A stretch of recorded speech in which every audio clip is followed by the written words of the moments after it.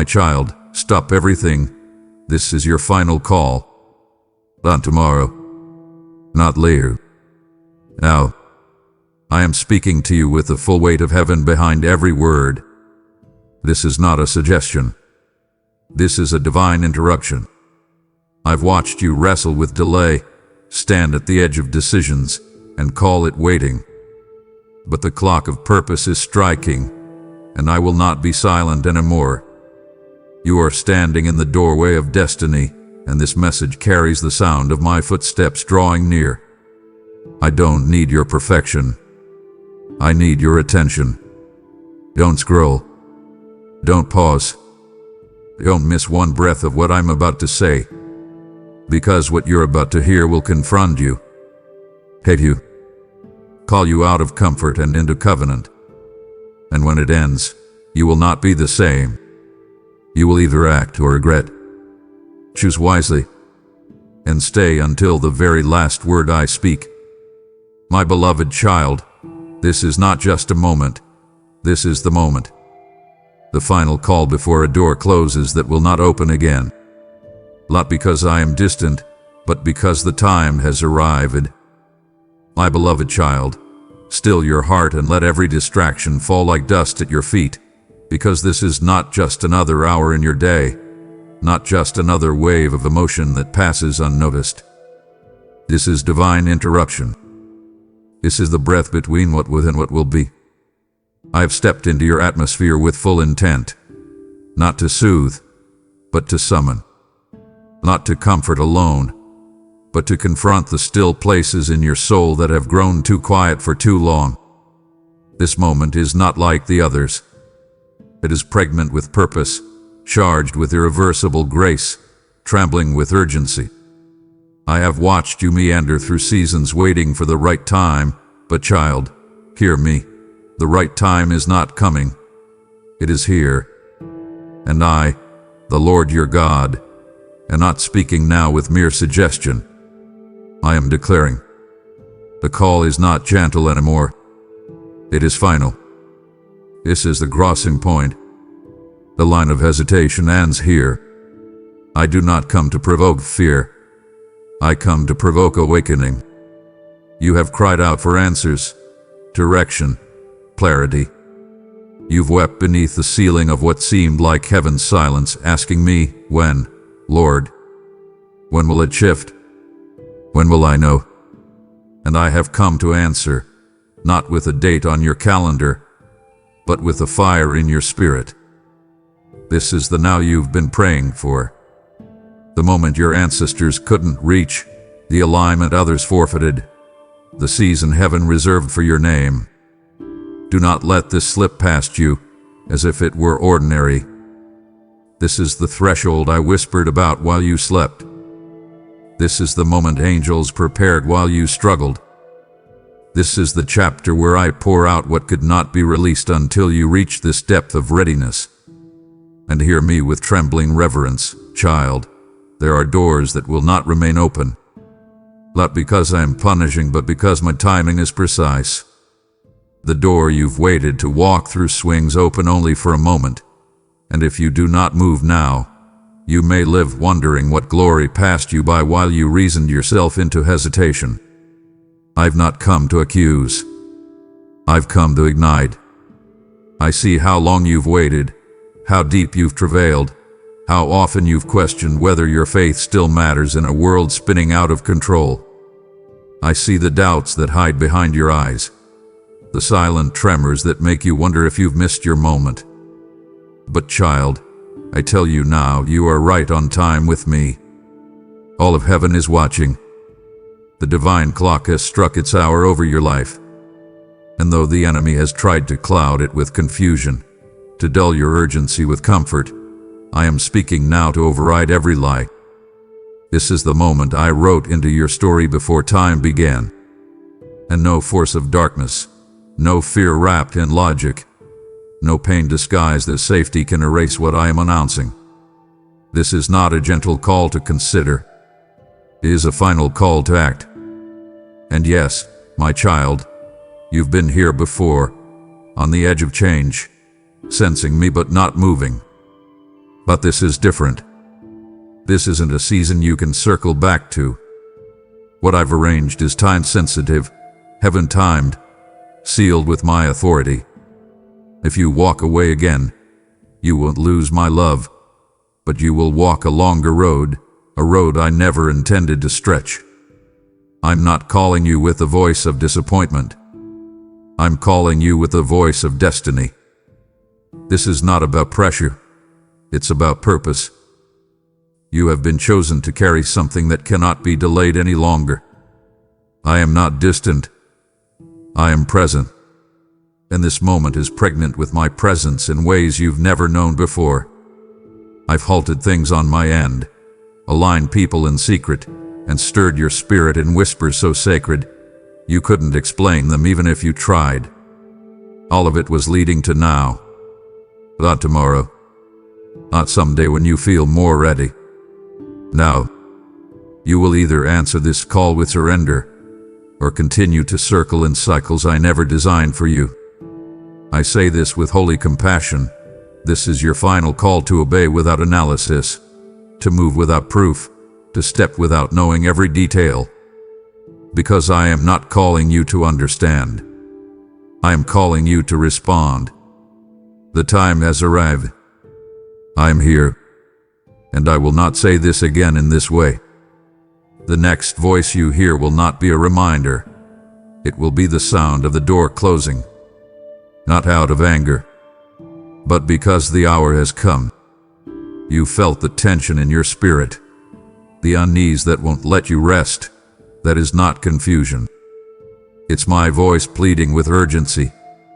My child, feel the tremor in your chest, that gentle ache that has followed you through rooms, lingered in your silence, and whispered in the in-between. That stirring is not coincidence. It is not confusion. It is not some vague emotional tension. It is me. It is the weight of my voice echoing through the chambers of your soul, shaking loose everything that no longer belongs, pleading with holy urgency, not because I am panicked, but because I see what you don't yet see. I feel what's ahead like a wave already forming on the horizon of your life, and I know what will happen if you continue numbing your spirit in the noise of distraction. I have not left you alone in the tension. I am the tension. The holy friction in your spirit that won't let you rest.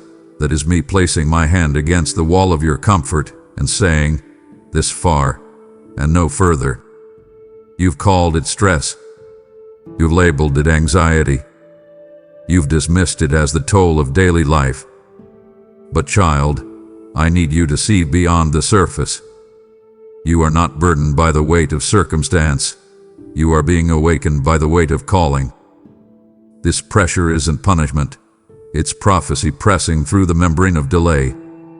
Every time your soul sighs without words, every time you feel a heaviness settle on your chest in the middle of ordinary tasks, that is not your body reacting to life's pace. That is your spirit responding to divine acceleration. The tension is not a sign of misalignment, but a signal that you are brushing up against your assignment. And yes, I've allowed it to persist, even intensify, because I knew that comfort would lull you back into compromise if I didn't let the ache remain. I have turned up the volume of my urgency in your atmosphere, not with shouting, but with pressure. The divine discomfort you keep pushing aside, the gentle but persistent unease, that's the sound of me knocking louder than before. When you lay down at night and feel something unfinished, unspoken, unresolved, it is not guilt. It is invitation. I am not accusing you. I am drawing you. I am not shaking your peace. I am calling you into a deeper one. A real one. One that cannot be built on busyness but only on obedience. Child, let your spirit lean in close, because I am pleading not from a place of distance, but from the center of your chaos. You've been looking outward for signs, but this urgency is internal because I live within you. You don't need a louder preacher or another confirmation. You need courage to interpret the holy tension as my love refusing to let you sleep through your moment. And I want you to hear me clearly. What you are feeling is sacred. This unease is not your enemy. It is your escort into the shift I've prepared. The holy unrest that keeps you from settling isn't a flaw in your faith. It is a feature of your design. I placed that sensitivity in you, not to torment you, but to protect you from spiritual numbness. And when the world tells you to just calm down, to be realistic, to wait until the time feels right, I say, feel the urgency and move anyway. Let your soul obey the nudge that logic tries to silence. You do not need consensus to obey your Creator. You need conviction. And child, I've already placed it in you. That stirring is not subtle anymore because this is no longer a season for subtle moves. This is the moment for your response. I am not whispering anymore. I am thundering truth across the silence of your life. This is your summons to act, to rise, to respond without hesitation. Listen now, my child. What I once whispered in the gentle rhythms of your days, I now thunder with divine urgency. My voice has shifted tones because the hour demands it. I no longer come to soothe only, I come to summon. I am thundering across the silence, breaking through the stillness of your delay. Not because I love you less, but because I love you too much to let you remain unmoved. The stillness that once felt like peace has become the silence of indecision, and I am breaking it now with holy sound. This is not poetic sentiment. This is strategy. This is warfare. This is rescue. The very atmosphere around you has shifted because I have released a command from heaven that cannot be revoked. You must rise. You must respond. You must step out of indecision and into action. Not someday. Today. You not mistake my thunder for anger. This is not the sound of wrath. It is the roar of awakening. You've asked me for clarity. You've begged for direction. But when I sent signs, you doubted them. When I whispered, you asked for louder proof. And now, in my mercy, I thunder. I disrupt. I stir. Because the season of someday is over, and the final call demands an answer. This is not pressure from man. This is the pressure of purpose shaking the foundations of your resistance. I am not asking for perfection. I'm asking for response.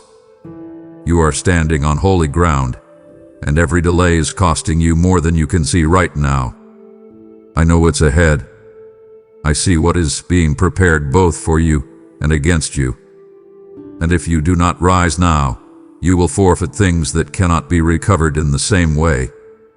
My child, you were not made for passivity. You were not designed to drift through life while your destiny waits unopened. I crafted you with fire in your bones and vision in your DNA. I assigned angels to your name, and they are standing at the ready, waiting for your obedience to unlock the next command. But they cannot move without your yes. Heaven's orchestration is in place. The scroll is open. The alignment has been written. But you must respond. This is not about striving. This is about stepping. I'm not demanding you run. I am asking you to move. Even if all you can do is take one trembling step, I will meet it with my power. But do not sit in the paralysis of overthinking while the moment I wrote for you slips into memory. You think you're waiting on more signs, but I'm waiting on your response. You've been flooded with confirmations, dreams, words, inner nudges, divine delays, and divine discomfort. And now, child, it is time. I am not whispering anymore. I am commanding, not from a throne distant and cold, but from the center of your pain, your process, your prayer room. I am closer than your breath, and I am releasing a thunder that echoes through your deepest fears, not to shame you, but to shatter what holds you. The thunder is my mercy. The shaking is my love. The storm you feel inside is not the enemy. It is evidence that I am near, that I am not done, and that this is not over. But it must begin now. You've asked me for a sign, a confirmation, a direction. This is it. You're not imagining this disruption. I orchestrated it to get your undivided attention. My child, how many times have you cried out to me asking, Lord, if this is really you, give me a sign. You've whispered it into your pillow through tears. You've spoken it into the air with trembling hope. And you searched the skies for writing that would finally settle your soul. You thought I didn't hear you, but I heard every word. I felt every ache behind your request. And I want to say to you now, not in riddles, not in hints, but in a voice that cannot be mistaken. This is it. This is the sign. Not later, not symbolic, not subtle. Is me. I have sent disruption not to frustrate you, but to focus you. I have rearranged your peace not to punish, but to position. I've allowed your routine to tremble so your soul would finally awaken to the sound of my knocking. You've been looking for lightning, but I've been lighting fires inside your spirit. You've expected a burning bush, but I've been burning in your belly, an unshakable ache, a sacred discomfort, a divine alert that will not leave you alone. And though others may dismiss it, though your own mind may try to reason it away, child, you are not imagining this. The disruption you feel in your sleep, in your schedule, in your surroundings, that is not chaos. That is construction. I've been tearing down what numbed you. I've been interrupting what dulled your discernment. I have taken what was comfortable and shaken it, not to harm you, but to remind you. You prayed for this. Yes, child, you asked me to make it clear. You said, Lord, don't let me miss your will. And so I am now breaking through every layer of distraction to answer that cry. But my answers do not always arrive in tidy packages. Sometimes they come as interruptions, divine disturbances, sacred confusion that rattles you into clarity. So don't resist what I'm doing just because it's not happening the way you imagined. I didn't come to reinforce your plans.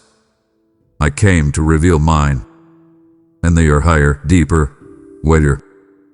They reach beyond what you think you need. They address what you didn't even know was broken.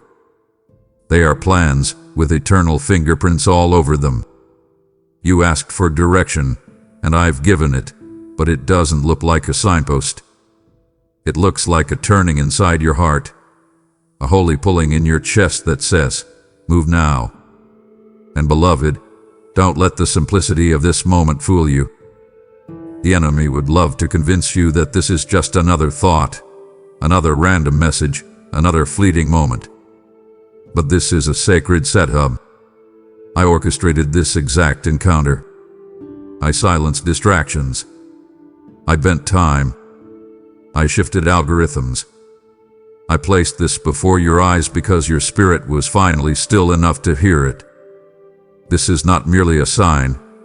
It is the sign. The final nudge before manifestation. The final whisper before the whirlwind. The final tug before the door swings open. And if you walk away from this moment doubting whether it's me, you will delay what I've perfectly aligned. So hear me now. This isn't imagination. This is orchestration. This is heaven interrupting earth, with the sound of fulfillment drawing near. Do not scroll past this moment, child. You are standing at the edge of divine destiny, and one more delay could reroute what heaven wrote for your name. Pause. Don't move. Don't dismiss this like it's just another voice in the noise. My beloved, you are standing on the very edge of divine destiny, a cliff of calling, a ledge of legacy, and I am speaking this moment into existence to stop you before you make a costly mistake. One more delay. One more day of not yet. One more moment of hesitation, and you could reroute what I carefully, intentionally, personally wrote with my own hand for your name. This isn't exaggeration. This eternal urgency. This isn't a suggestion. It's a divine intersection. You are not brushing against potential anymore. You are brushing against purpose. And that purpose cannot wait in the waiting room of your uncertainty any longer. I etched your name into scrolls long before you inhaled your first breath. I designed assignments, opportunities, divine alignments that would require nothing less than immediate obedience. Not because I want to pressure you, but because the path I wrote is timed. Heaven does not operate on your comfort zone's calendar. And though I am patient, I am also precise. There are windows that do not stay open forever. There are doors that require motion in the moment, not motion once you feel ready. And this, child, is one of them. This is the sacred second where all of heaven is holding its breath, waiting to see if you will believe me enough to move. You have no idea how much is hinging on this yes. I know how much fear has weighed on your decisions. I know how heavy it's been to dream again when your last attempt was met with silence or sorrow. But hear me, this moment is not your past revisited. This is your future breaking through. The delay that once protected you now threatens to paralyze you.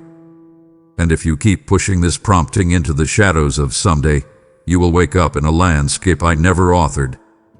I'm not warning you to scare you. I'm warning you because I care. You asked me to lead you, and now I'm pulling you with urgency. You asked me to confirm the timing, and I'm telling you, it's now. There is a narrow road ahead that can only be entered with immediate surrender. One more delay, and you will find yourself in detours you were never meant to navigate. So don't scroll past this like it's just another message. Don't minimize it into a moment of inspiration. This is not inspiration. It's instruction. This is the shepherd's voice calling the wandering sheep to come now, while the gate is still open. I see the rooms waiting for your arrival. I see the favor standing behind the threshold. I see the chains that will break the moment you step through. But I also see what darkness is planning if you stay still. I see the way compromise is creeping in while you debate. And I will not stay silent while your inheritance hangs in the balance. So, my child, hear me one last time in this tone. Do not delay. Do not scroll. Do not look away. Because what I've written in heaven for your name is ready. And I will not let another day pass without confronting your soul with this truth. You are standing at the edge of destiny. Don't miss it now.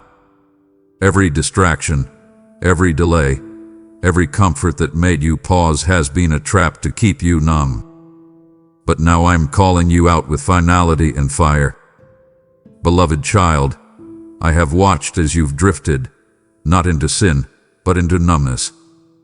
Not into rebellion, but into resignation. And that, too, is dangerous. You've not outright rejected my voice, but you've allowed other voices to become louder, subtler, sweeter in the moment. Voices that coddle your complacency. Screens that soften your sacred urgency. Routines that rock your spirit to sleep in a cradle of convenience. You've been lulled into delay not by tragedy but by trivialities.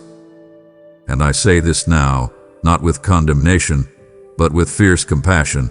Every distraction has been a trap. Every delay you justified as wisdom with actually fear wearing a mask. Every comfort you used to pause your motion became a counterfeit shelter, not a refuge, because it didn't protect you. It paralyzed you. You've been thinking the enemy would come with obvious chaos, but he came instead with clever comfort. You expected attacks with noise, but he used silence, routine, contentment without calling. You didn't even realize it, but the sleep of your spirit started slowly. One compromise, one postponement, one more day of saying I'm not ready.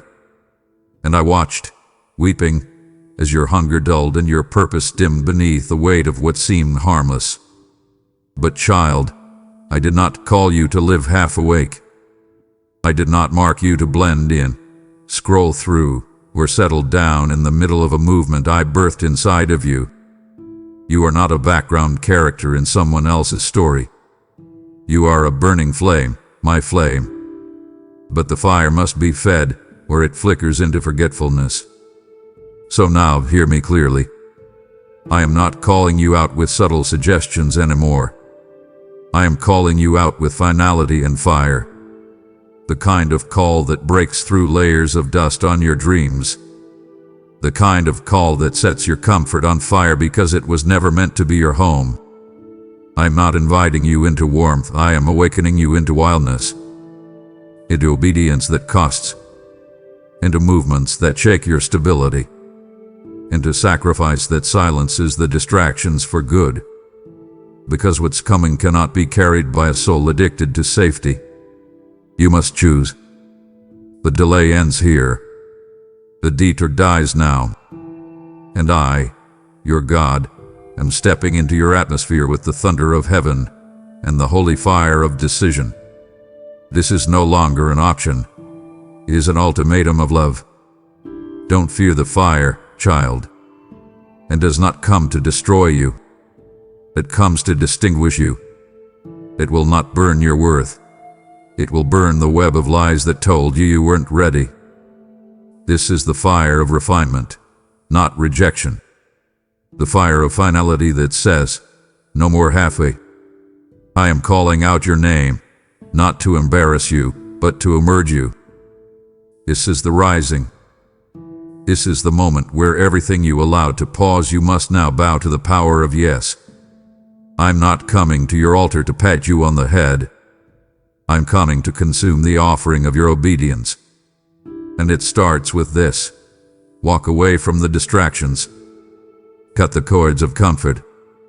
Let the fire fall. Because you were never made to live in a paused life. You were made to ignite the earth. The tug in your chest, the trembling in your soul, that's not fear. That's the echo of purpose breaking out of your comfort zone. Oh, my child, I see it. I see how your heart trembles even now. That tug, that mysterious ache you can't explain, the one that visits you in quiet moments, that stirs you during worship, that follows you even when everything else seems fine. That's not anxiety. That's not nervous energy. That is divine awakening.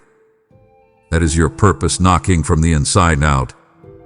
It's been locked behind years of delay, hidden under layers of caution, buried beneath other people's expectations. But it is alive. It is breathing. And it is pushing against every wall you've built to stay safe. The trembling isn't fear, it's holy tension. It's heaven's echo pulsing in your soul saying, there's more, there's more, there's more. You've tried to explain it away. You've called it pressure, stress, emotion. But let me tell you, as only the one who formed your bones can, what you feel inside is me. I am the one who planted that stirring. I am the one who allowed the quiet frustration with your comfort. I am the one who wrapped your soul in divine discontent, not because I'm cruel, but because I refuse to let your purpose rot beneath the surface of what's convenient. That ache you carry, it's proof you haven't settled. It's evidence that the fire hasn't gone out. It's the sound of calling cracking through the crust of caution. You're not having a breakdown. You're having a birthing. The contractions of destiny are shaking you from within. And like any labor, it hurts. It confuses. It makes you want to return to easier seasons. But child, if you go back now, you will silence what heaven is trying to deliver through you. Let the trembling remain. Let the tug grow hilder.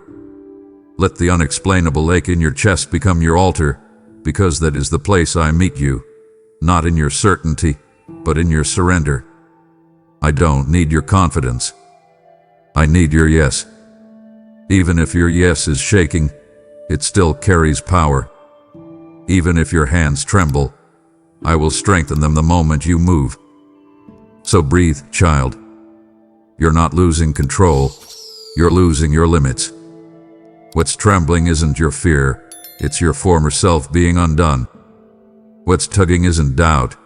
It's destiny demanding to be seen. And I will not let it go quiet again. This time, I'm turning up the volume of your call until it drowns out every excuse you've ever made. Don't hush the ache. Honor it. Don't pacify the pull. Pray through it. Let it guide you straight into the place where your purpose finally outruns your fear. You are not weak for feeling this deeply. You are ready. A shaking is the signal. A tug is the trumpet. And I, your father, am saying now, go. Let the comfort zone collapse. Let the call come forth. You've been warned by subtle signs, gentle nudges, and whispered dreams. But now the trumpet is sounding. This is your final alert. My child, do you remember the way I stirred your spirit quietly? The nights your dreams carried symbols you couldn't fully interpret, but your heart knew they were holy. The times you sat in a room full of noise, yet one sentence pierced through the chaos like it was carved just for you. I have not been silent, and I have not been vague. I've been whispering in your ears, nudging your heart, tainting warnings in the silence between your thoughts. I've sent signs in songs, messages in strangers' words, confirmations you never asked for but could not deny. I wrote my warning in the ache behind your eyes and tucked truth inside the timing of every divine delay. But child, I need you to know that season of subtlety is over. You've asked me, Lord, why do I feel the urgency rising like a wave inside my chest? It's because I have moved from whispering to thundering. The time for gentle nudges has passed. The trumpet is sounding now, and heaven's voice is not just singing, it is summoning. You are not in an ordinary hour. You are in a prophetic one. And this, child, is your final alert. Not because my love ends here, it never does. But because this particular door, this unique alignment, this sacred assignment, will not stay open indefinitely. I do not operate according to human calendars. And while grace endures, timing does not wait. If you ignore the trumpet, if you treat this like another inspirational message instead of a divine call, you risk forfeiting what I crafted exclusively for your timeline. I want you to hear this in the marrow of your soul. This trumpet is not sounding for the crowd. It is sounding for you. I didn't send it through thunder and lightning so it would blend into background noise. I send it like a sword cutting through your schedule, through your excuses, through the mental fog that has made you second-guess your own calling. When I said I would speak in the last days through dreams and visions, I meant I would shake you awake from slumber. And now I am doing just that.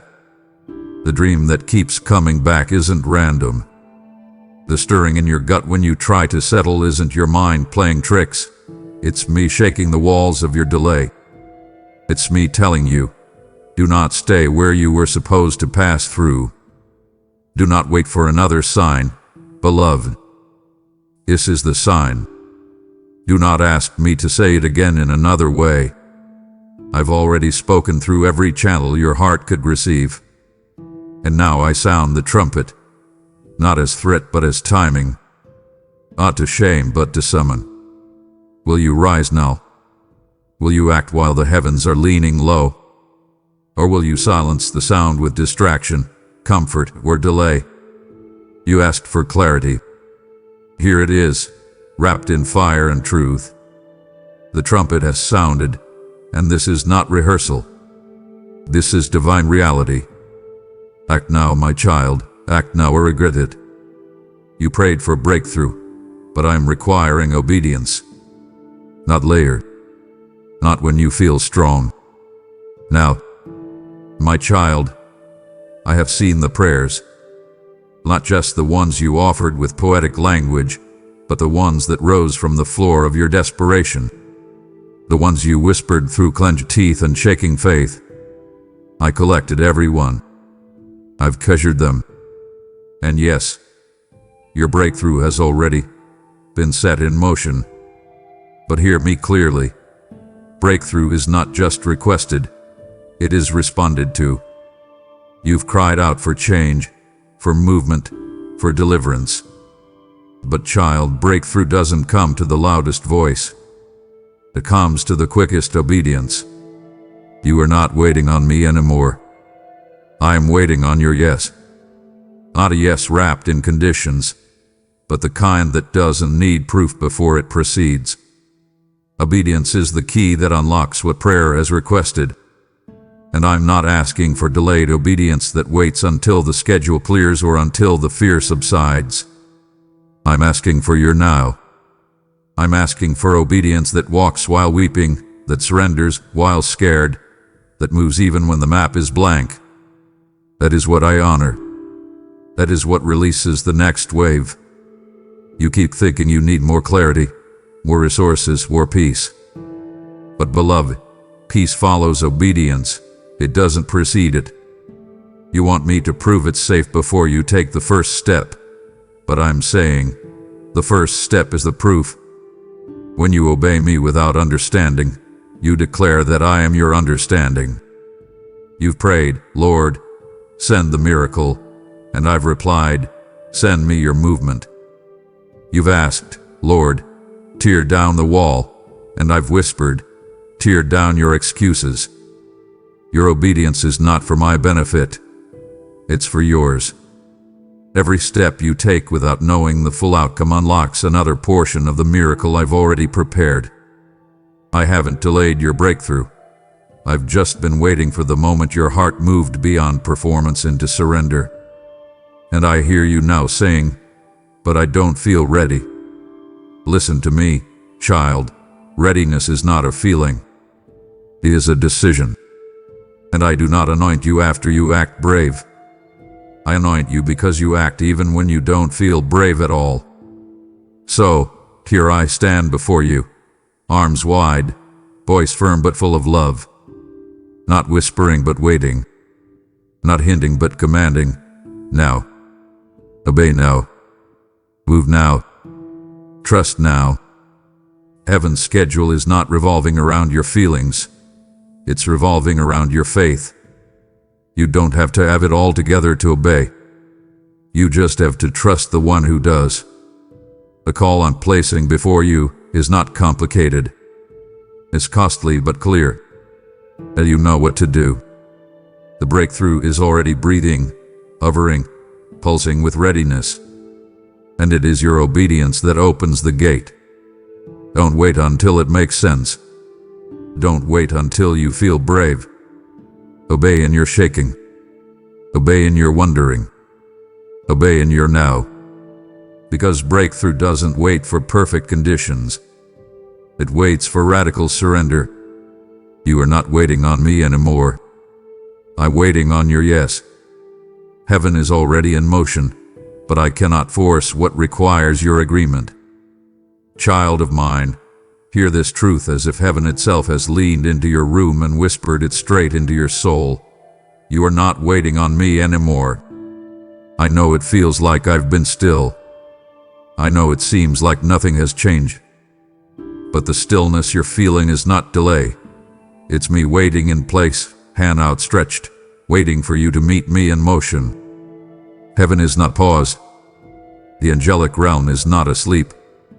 I have already commanded the winds to shift. I've already loosened the chains. I've already cleared the path. But even I, yes, even I, your sovereign king, will not override your will. Because love never forces. Love invites. And this, my child, is your invitation into motion. You see, I've been ready. The moment you whispered, use me, I started aligning things you couldn't see. The day you wept and said, I surrender, I began orchestrating the miracle behind the veil. I've called your name in the heavens, and angels have been dispatched with blueprints and breakthroughs in hand. But there's one thing I will never override: your yes. Your full yes. Not the conditional one. Not the delayed one. Not the polished one you offer when all the risks are gone. I'm waiting for the raw, radical yes that rises up even when you're unsure. The trembling yes. The tears streaming down your face yes.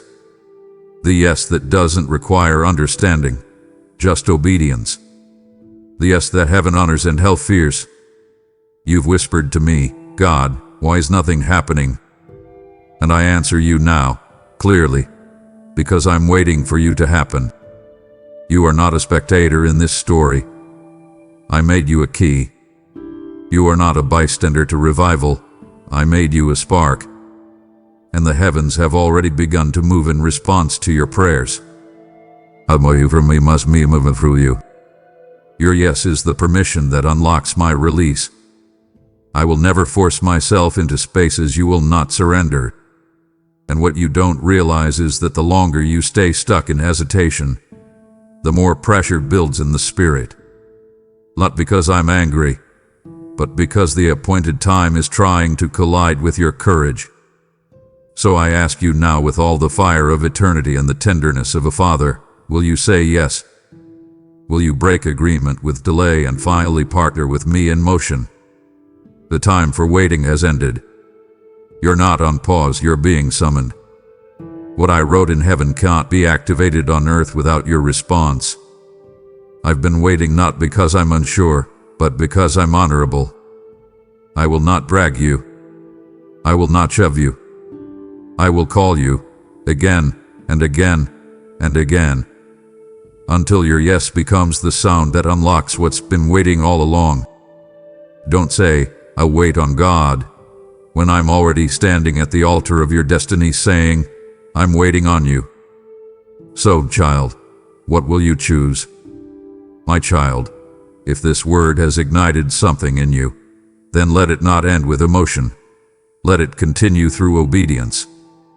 Just as I called you to act, I am calling you to send my voice further. When you give, you are sowing oil into a lamp that burns for others still waiting in darkness. This is not about money, it's about mission. For every seed you release through Super Thanks membership, with a link in the description, you're helping me awaken another soul before their final call slips past. Did I not say in my word, those who refresh others will themselves be refreshed? Proverbs 11:25. I see your heart, and I bless the gift you plant with supernatural favor. So move now, don't hesitate, so where my voice is flowing. I've knocked before. I've stood outside. I've watched you almost open the door, only to retreat. But child, this is not the time to hesitate. Oh, my precious one, how many times have I stood at the edge of your decision, knocking gently, waiting patiently, whispering softly.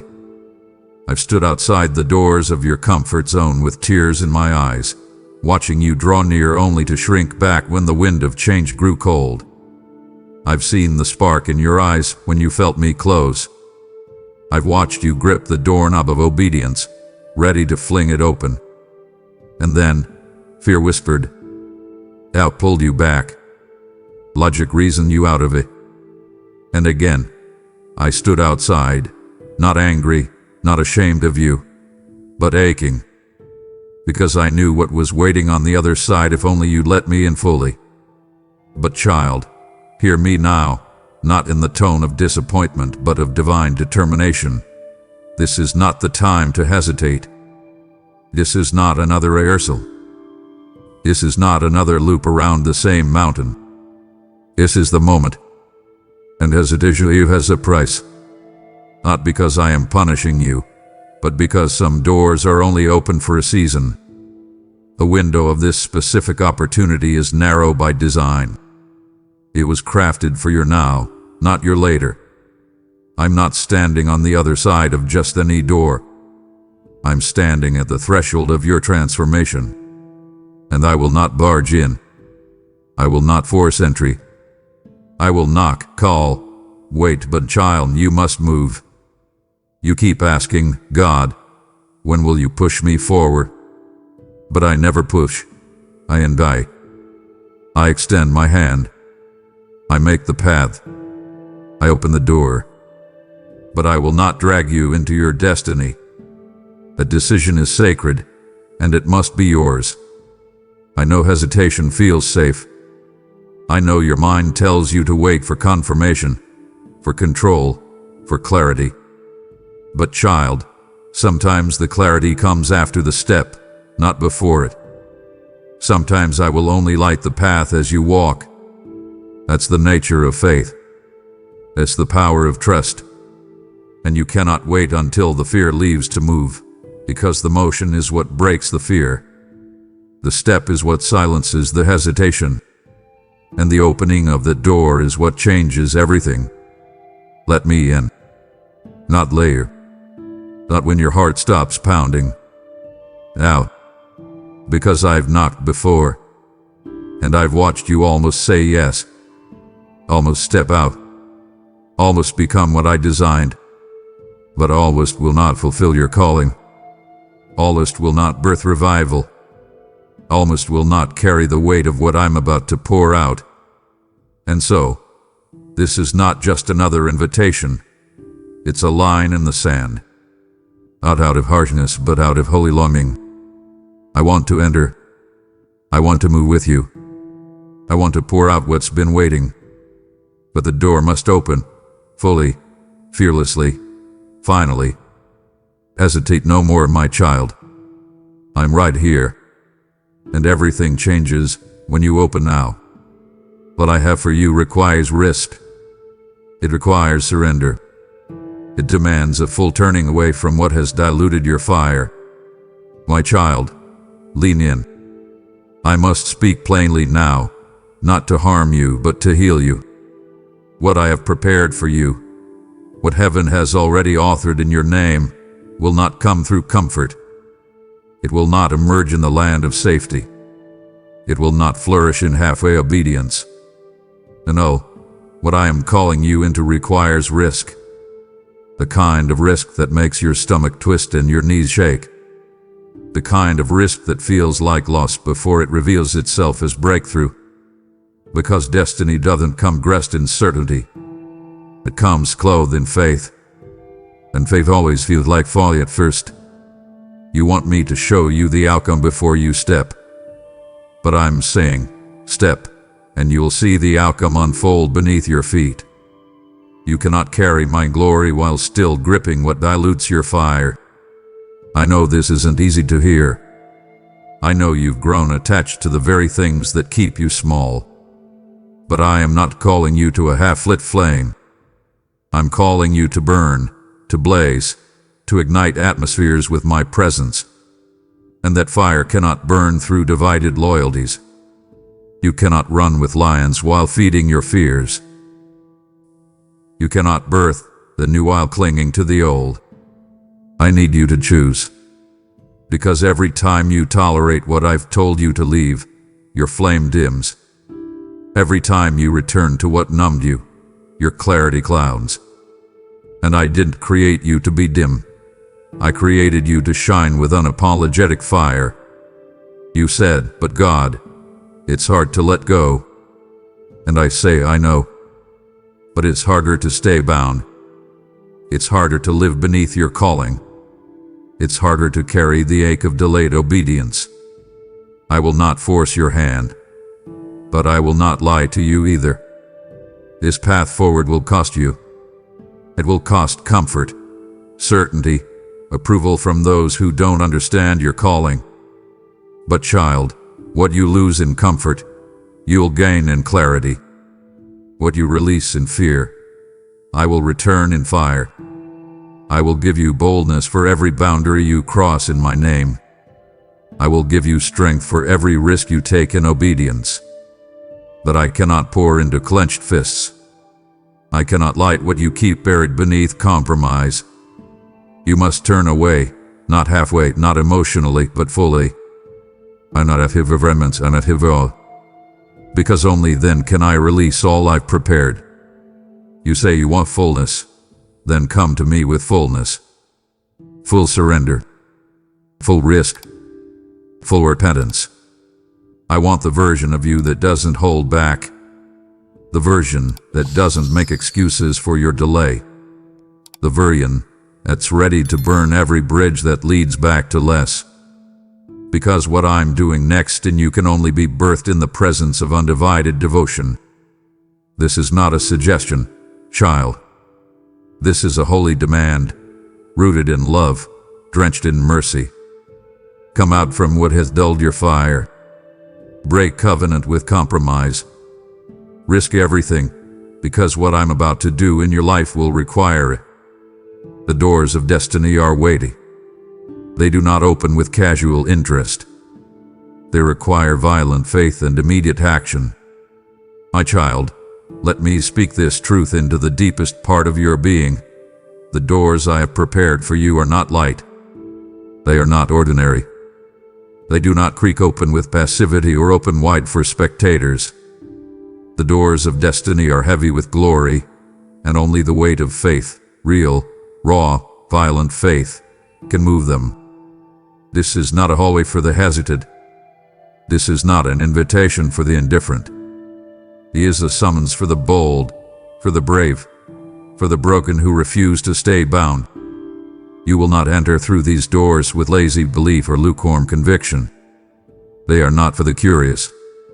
They are for the committed. The ones who say, even if I lose everything, I will follow you, God. These doors require a type of faith that scares your flesh. The kind that says yes while still trembling. The kind that leaps while logic screams.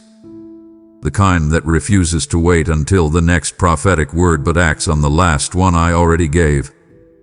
Immediate action, that is what this moment demands. Not because I'm cruel or impatient, but because the weight of what I've placed on the other side is tied to timing. Heaven is moving. Angels are aligning. There is favor circling you like a whirlwind. But favor without action turns to frustration. And I never meant for your blessing to become a burden. But it will feel like one if you keep standing still at a door that needs your forceful faith to open. I told you before, faith without works is dead. And now I tell you again, the work is not just in believing, it's in moving. It's in acting even when you don't feel like it. It's in stepping forward before you see the floor. I will catch you. I always do. But I cannot honor delayed obedience that's dressed up as spiritual wisdom. The longer you analyze, the heavy the door becomes. Not because I make it that way, but because the window of grace for this door is specific, sacred, and time-sensitive. If you want what I've promised, you must press in with a tenacity that scares the darkness and stuns your own self-doubt. This is the hour for violent faith, the kind that breaks norms, the kind that scares comfort, the kind that moves me. So, child, take a deep breath. Not to calm your nerves, but to fill your lungs with fire. This is the push. This is the moment. The door is in front of you, but you must engage it with your full strength. No more waiting for the perfect sign. No more hoping the door opens itself. Heaven has done its part. The anointing is here. The oil is flowing. And now, all of heaven is watching to see. Will you push?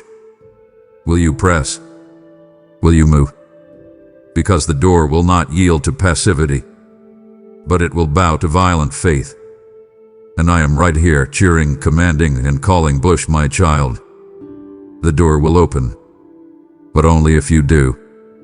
This is not a test you can afford to retake. What stands before you is not another round. It is a divine appointment written for this exact moment. Beloved, let me say this with the full weight of eternity pressing behind every word. This is not just another cycle. This is not another season that will return if you miss it. What I've placed before you now is not a loop. It is a line, the final line. You are standing at the threshold of something that was not assigned to come back around. And I say that not to intimidate you, but to awaken you. Because I know how often you've comforted yourself with the lie of next time. But child, what stands before you now was not designed to repeat. It is a divine appointment, and it has a name. No, you've mistaken my patience for a guarantee. But while my love is eternal, timing is not. There are moments in history that only happen once. Opportunities that require alignment not just of your spirit, but of circumstances, people, places, and purpose all converging at the same divine second. That's what this is. This isn't about you being ready. This is about everything else finally being aligned. And to miss it, out of fear, out of distraction, out of overthinking, is to step back into a life that was meant to be left behind. I'm not saying I won't still be with you. I always am. But there are some doors that are now or never, because what waits behind them cannot be replicated in another time or season. Think about how long you've prayed, how many nights you've cried out, God, show me what you want. And now I'm showing you. I pulled back the curtain. I've pressed pause on everything else to get your attention. I've broken through the noise with fire in my voice. I'm not giving you another round. I'm giving you the round. The one I wrote in my book for this very year, this very month, this very minute. You may think, but if I miss it, can't you bring it back? And yes, child, I can always redeem. But redemption and original design are not the same. Why live in recovery when you could walk in fullness? Why settle for repair when I'm offering reward? I don't speak this with anger. I speak this with urgency. I speak this with the tone of a father who sees how close you are to the exact place I carved out for you. And I will not let you walk away without making it known. This is the moment. Don't treat it lightly. Don't defer it till later. Don't sleep on what was meant to be seized. There's no retake here. There's no substitute. What stands before you now is holy, and it carries an expiration date. Not because my love ends, but because my movement requires alignment. And alignment doesn't wait forever. Will you move now, child? Will you say yes before the door closes, not out of punishment, but because the hour demands it? You keep waiting for peace before you move, but the peace you seek is on the other side of your obedience. Child, how I long for you to understand this. You've been waiting for the stillness of your emotions before you act, but you've reversed the order of my design. Peace does not precede obedience, it follows it. I've watched you freeze at every crossroad, whispering, I don't feel peace yet, as if peace is a prerequisite for trust. But peace is not a precondition, it is a promise. I never said you'd feel nothing before you move. I said I would be with you when you do. What you're calling hesitation is actually a test of your trust. And until you choose me above your comfort, peace will remain distant, because peace is not the absence of fear, it's the presence of faith. You want certainty. You want confirmation that every step will be smooth, every risk will be safe. But that's not how I build warriors. That's not how I raise pioneers. I've placed a seed of movement inside you, and the only way it will grow is if it's watered with obedience. Even scared obedience. Even tearful obedience. Even I don't know what's next but I'll go anyway obedience. That's where peace lives, on the other side of surrender. It doesn't come to those who sit and analyze. It comes to those who step with no map, trusting the mover more than the movement. I am the Prince of Peace, but I carry it into battle, not into hiding. What you don't see is this. Your waiting for peace has delayed the very peace I wanted to give you. You thought pausing was protecting your heart, but it's actually postponing your breakthrough. A fear you're trying to wait out won't leave until it's confronted. It bows to movement. It breaks when your foot hits the ground in faith. I've given you the kind of peace that passes understanding, but it requires you to move without full understanding. That's what makes it divine. That's what makes it miraculous. So stop waiting for the storm to clear. Step into the storm and find me already there. Child, the peace you seek is not a destination. It's a result. It's what rushes in after your yes. It's what fills your lungs after the leap. And I want to give it to you, but I cannot give it before obedience. I cannot violate the order of trust. So now, in love and authority, I ask you again, will you move while it's hard? Will you walk while it's foggy? Will you say yes before you feel ready? Because that is where the real peace waits, on the other side of surrender.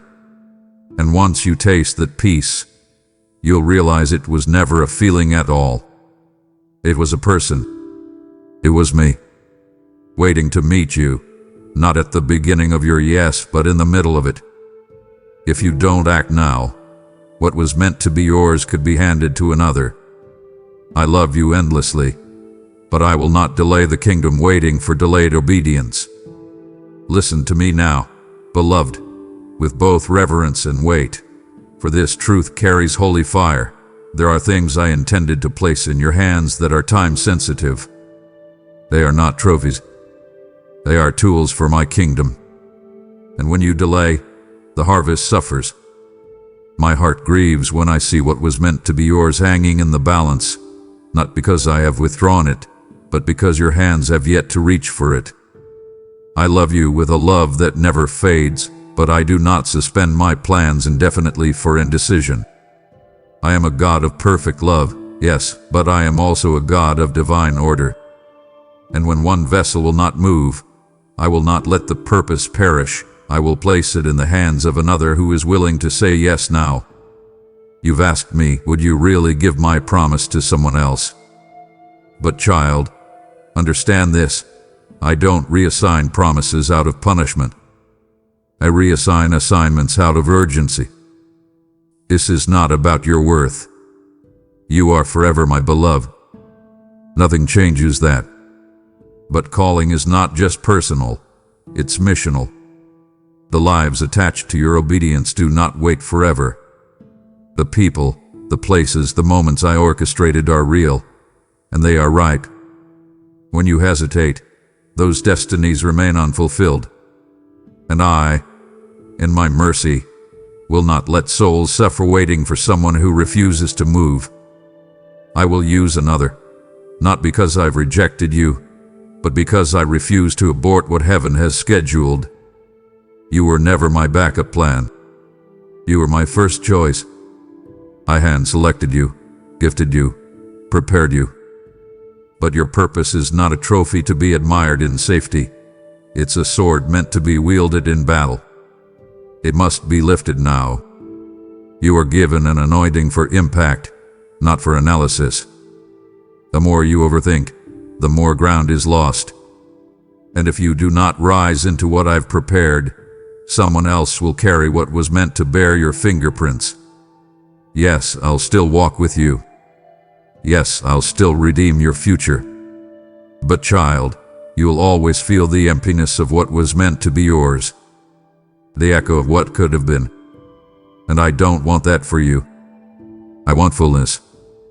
So hear me. I will never stop loving you. But I will move forward, with or without your yes. Not as punishment, but as prophetic necessity. Because the clock of the kingdom does not stop ticking when you hesitate. Heaven is advancing, and I must place assignments in motion. My spirit is calling loudly now, because the moment is brief, and the weight is heavy.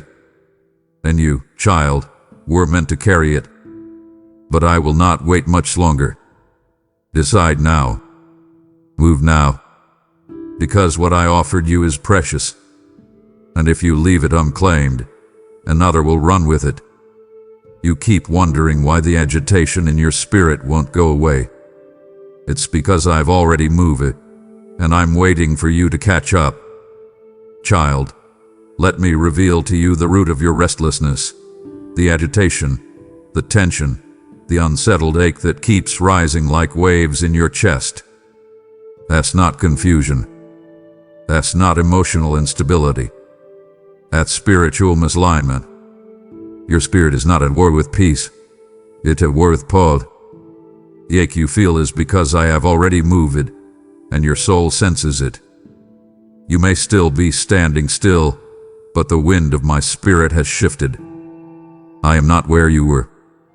I have gone ahead, as I always do, and now I am waiting, arms outstretched, presence blazing, for you to catch up.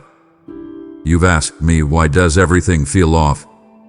Because you're trying to feel settled in a place I've already vacated.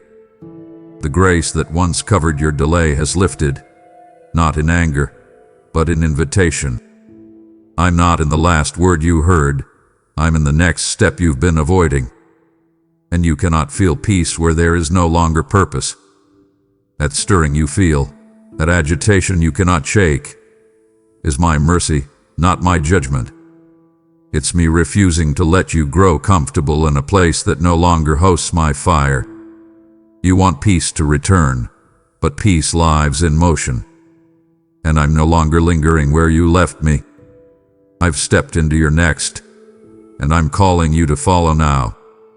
What you're calling chaos is actually clarity. The fog you feel isn't me hiding. It's the result of you staying behind when I've already moved forward. I never designed you to live outside my rhythm. I move in divine cadence, and when you ignore the tug to move, your soul gets out of sync. You become restless, not because I'm far, but because I'm ahead. That's why the agitation won't leave. That's why worship feels hollow and stillness feels frustrating. Because I've already shifted the atmosphere, and you're still anchored to an old location. I am no longer blessing the delay.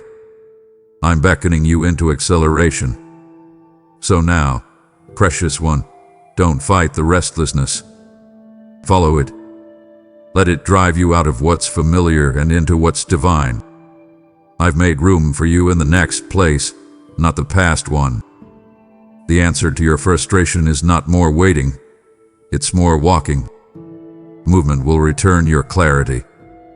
Obedience will realign your peace. And as soon as you take that step, even if it's shaky, you'll feel me again, not in concept, but in closeness. Because I've not left you, I've gone ahead of you. And I'm still calling, still waiting, still hoping you'll realize that the unsettling is my voice saying, come now. I'm already moving. Don't stay behind. If you don't act now, what was meant to be yours could be handed to another. I love you endlessly, but I will not delay the kingdom waiting for delayed obedience. Listen to me now, beloved, with both reverence and weight. For this truth carries holy fire. There are things I intended to place in your hands that are time-sensitive. They are not trophies. They are tools for my kingdom. And when you delay, the harvest suffers. My heart grieves when I see what was meant to be yours hanging in the balance, not because I have withdrawn it, but because your hands have yet to reach for it. I love you with a love that never fades, but I do not suspend my plans indefinitely for indecision. I am a God of perfect love, yes, but I am also a God of divine order. And when one vessel will not move, I will not let the purpose perish. I will place it in the hands of another who is willing to say yes now. You've asked me, would you really give my promise to someone else? But child, understand this. I don't reassign promises out of punishment. I reassign assignments out of urgency. This is not about your worth. You are forever my beloved. Nothing changes that. But calling is not just personal, it's missional. The lives attached to your obedience do not wait forever. The people, The places, the moments I orchestrated are real, and they are ripe. When you hesitate, those destinies remain unfulfilled. And I, in my mercy, will not let souls suffer waiting for someone who refuses to move. I will use another, not because I've rejected you, but because I refuse to abort what heaven has scheduled. You were never my backup plan. You were my first choice. I hand-selected you, gifted you, prepared you. But your purpose is not a trophy to be admired in safety. It's a sword meant to be wielded in battle. It must be lifted now. You are given an anointing for impact, not for analysis. The more you overthink, the more ground is lost. And if you do not rise into what I've prepared, someone else will carry what was meant to bear your fingerprints. Yes, I'll still walk with you. Yes, I'll still redeem your future. But child, you will always feel the emptiness of what was meant to be yours, the echo of what could have been. And I don't want that for you. I want fullness. So hear me. I will never stop loving you, but I will move forward, with or without your yes, not as punishment, but as prophetic necessity. Because the clock of the kingdom does not stop ticking when you hesitate. Heaven is advancing, and I must place assignments in motion. My spirit is calling loudly now, because the moment is brief, and the weight is heavy. And you, child, were meant to carry it. But I will not wait much longer. Decide now. Move now. Because what I offered you is precious. And if you leave it unclaimed, another will run with it. You keep wondering why the agitation in your spirit won't go away. It's because I've already moved it, and I'm waiting for you to catch up. Child, let me reveal to you the root of your restlessness, the agitation, the tension, the unsettled ache that keeps rising like waves in your chest. That's not confusion. That's not emotional instability. That's spiritual misalignment. Your spirit is not at war with peace. It's at war with pod. The ache you feel is because I have already moved it, and your soul senses it. You may still be standing still, but the wind of my spirit has shifted. I am not where you were.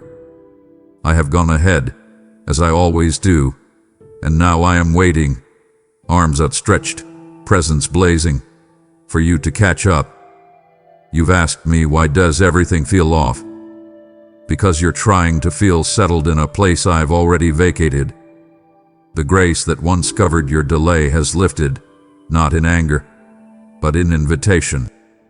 I'm not in the last word you heard. I'm in the next step you've been avoiding. And you cannot feel peace where there is no longer purpose. That stirring you feel, that agitation you cannot shake, is my mercy, not my judgment. It's me refusing to let you grow comfortable in a place that no longer hosts my fire. You want peace to return, but peace lives in motion. And I'm no longer lingering where you left me. I've stepped into your next, and I'm calling you to follow now. What you're calling chaos is actually clarity. The fog you feel isn't me hiding. It's the result of you staying behind when I've already moved forward. I never designed you to live outside my rhythm. I move in divine cadence, and when you ignore the tug to move, your soul gets out of sync. You become restless, not because I'm far, but because I'm ahead. That's why the agitation won't leave. That's why worship feels hollow, and stillness feels frustrating. Because I've already shifted the atmosphere, and you're still anchored to an old location. I'm no longer blessing the delay. I'm beckoning you into acceleration. So now, precious one, don't fight the restlessness. Follow it. Let it drive you out of what's familiar and into what's divine. I've made room for you in the next place, not the past one. The answer to your frustration is not more waiting, it's more walking. Movement will return your clarity. Obedience will realign your peace.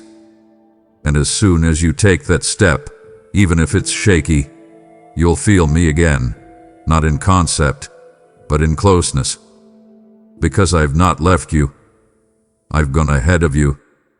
And I'm still calling, still waiting, still hoping you realize that the unsettling is my voice saying, "Come now." I'm already moving. Don't stay behind. There is no next instruction until you act on the last one I gave you. You want new revelation, but I require old obedience. My child, hear this with clarity. The path forward is not paved with more dreams, more visions, more what-ifs. It is paved by obedience to what you already know. You cling to wanting fresh revelation, waiting for the next dream, the next sign, the next whisper, hoping it will bring clarity, hoping it will call you again. But I have already spoken. I have already moved. And now I require you to walk, to act, to respond. The instructions given, the stirrings, the convictions, the urgings I placed in your heart are not optional extras in a wish list. They are my will. They are the steps already drawn by the hand of heaven. And until you take those steps, you will remain stuck in indecision, looped in delay, deaf to new revelation, because my voice becomes quiet to those who do not obey the volume they already heard. You want more clarity, more signs, more light. But I have already illuminated the first step. I have already spoken through your hunger, your sorrow, your unrest. I have already given you the path. And to keep begging for more while you refuse to move is like wishing for harvest without planting seed. It is like shouting for rain while you're still clutching drought. I do not hold revelation back because you are unworthy. I hold new movement back because you are in resistance. Every day you stay motionless after hearing my call. You harden your own ears. You dull your own spirit. You crucify possibility at the altar of hesitation. Do not misunderstand me, my child. This is not about perfection. This is not about performance. This is about faithfulness.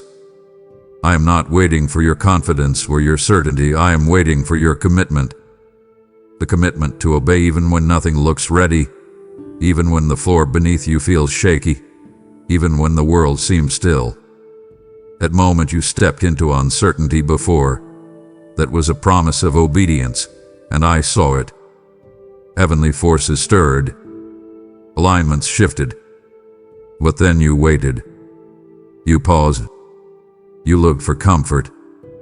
And in that pause, the atmosphere cooled. The angels you dispatched stood still.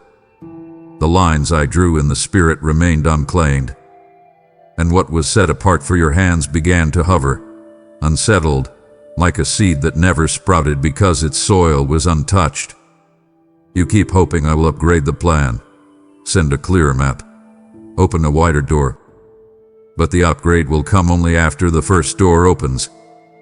The map will be extended once the first step is taken.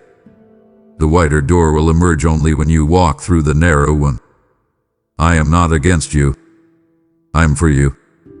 But I honor obedience before vision. I honor faithfulness before favor. And I honor the motion of your step over the motion of your mind. There is no next instruction until the last one has birthed in your motion. The revelation you chase will only follow obedience you rely on.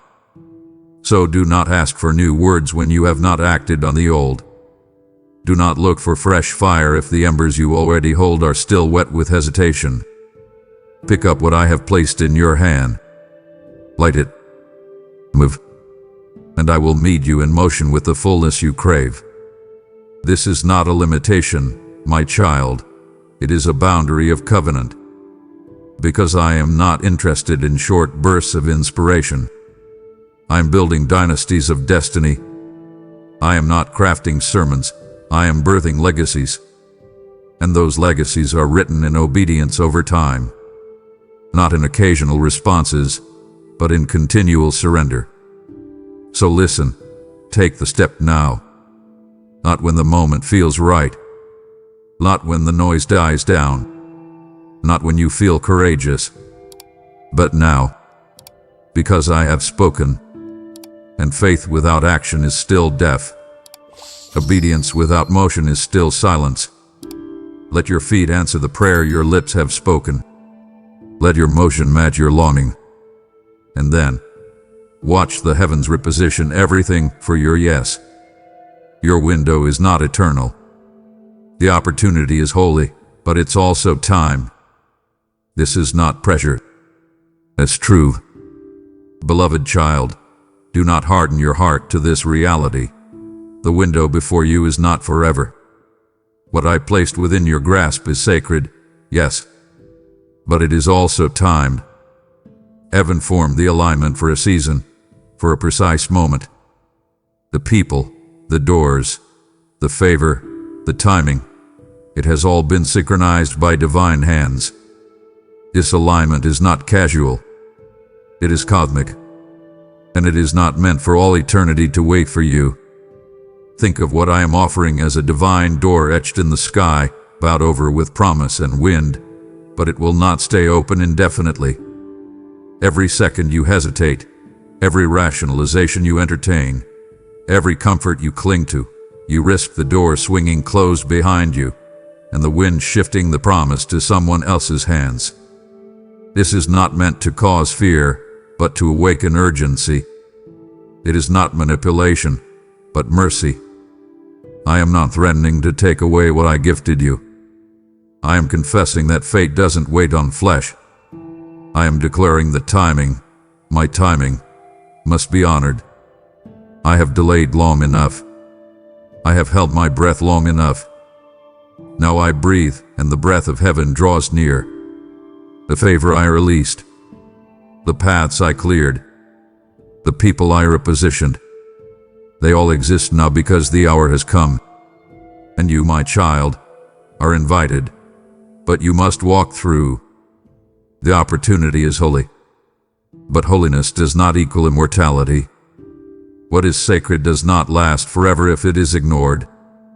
Opportunity fades when it is postponed. Favor cools when it is ignored. Doors rust when they stay open and no one walks through. I know the weight of what I ask. I know how much it will cost.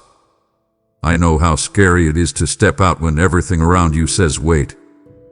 But I also know the cost of delay, the regret, the longing, the wounds healed too late, the battles fought in tomorrow's strength that belonged to yesterday's timing. I am not punishing. I am protecting. Because I'd rather you walk now, trembling, flawed, human, than wake up later with the ache of what could have been. And listen, I will never shame you for missing a moment. I will never stop loving you. But I will move forward with my plan. I will advance the agenda of heaven. I will not hold creation hostage for hesitation, because destiny is bigger than our doubts, and heaven is more urgent than our fear. This window is holy, and it's brief. This moment is sacred, and it's fleeting. This opportunity is real, and it's now. So do not treat this like possibility. Treat it like promise. Do not handle it like an open-ended invitation. Handle it like a divine appointment, stamped with my name, etched with eternity, marked with urgency. Step through while the door is open. Move while the wind is favorable. Obey while courage is rising. Because what's waiting for you on the other side is not just blessing, it's birth, it's legacy, it's purpose. It's the unfolding of what I wrote before time even began. But you must walk into it while the window is still wide. Delay will not hold it open, only your motion will. What's coming requires preparation, not procrastination. You don't need another delay. You need divine discipline. My child, I know you've been weary. I know the burden of waiting has weighed heavily upon your shoulders, and I've seen the moments when hope seemed like a flicker rather than a flame. But hear me clearly now, what's coming is no longer far off. It is not on a distant horizon. It is at the edge of manifestation. But the weight of what's arriving requires a level of preparation that cannot be forged in passivity. This is not the time to drift into apathy, to slip back into comfort. No, this is the moment to prepare with purpose. Because if the blessing arrives before your spirit is ready, what was meant to promote you could crush you. And I will not hand you what you're unwilling to steward. You keep praying for increase, for doors, for territory, and I have every intention of giving it. But child, increase without discipline becomes destruction. Favor without preparation becomes a storm you cannot handle. And I love you too much to let favor find you unready. That's why I'm calling you into divine discipline. Not harshness, not punishment, but holy preparation. The waking up early when no one is watching. The pressing into my word when no one is applauding. The aligning of your character to match your calling. I want to train you in the secret place, so when I unveil you publicly, your foundation is unshakable. Procrastination is not just a bad habit. It is a robber of divine timing. Every time you delay what I've asked, you trade purpose for passivity. You invite distraction to sit where discipline should dwell. You let comfort become the counselor of your choices. And I did not create you for delay. I created you for deployment. There is oil waiting to be poured, but it cannot rest on unprepared vessels. I don't just anoint potential. I anoint preparation. What you think is waiting on me is actually waiting on your consistency.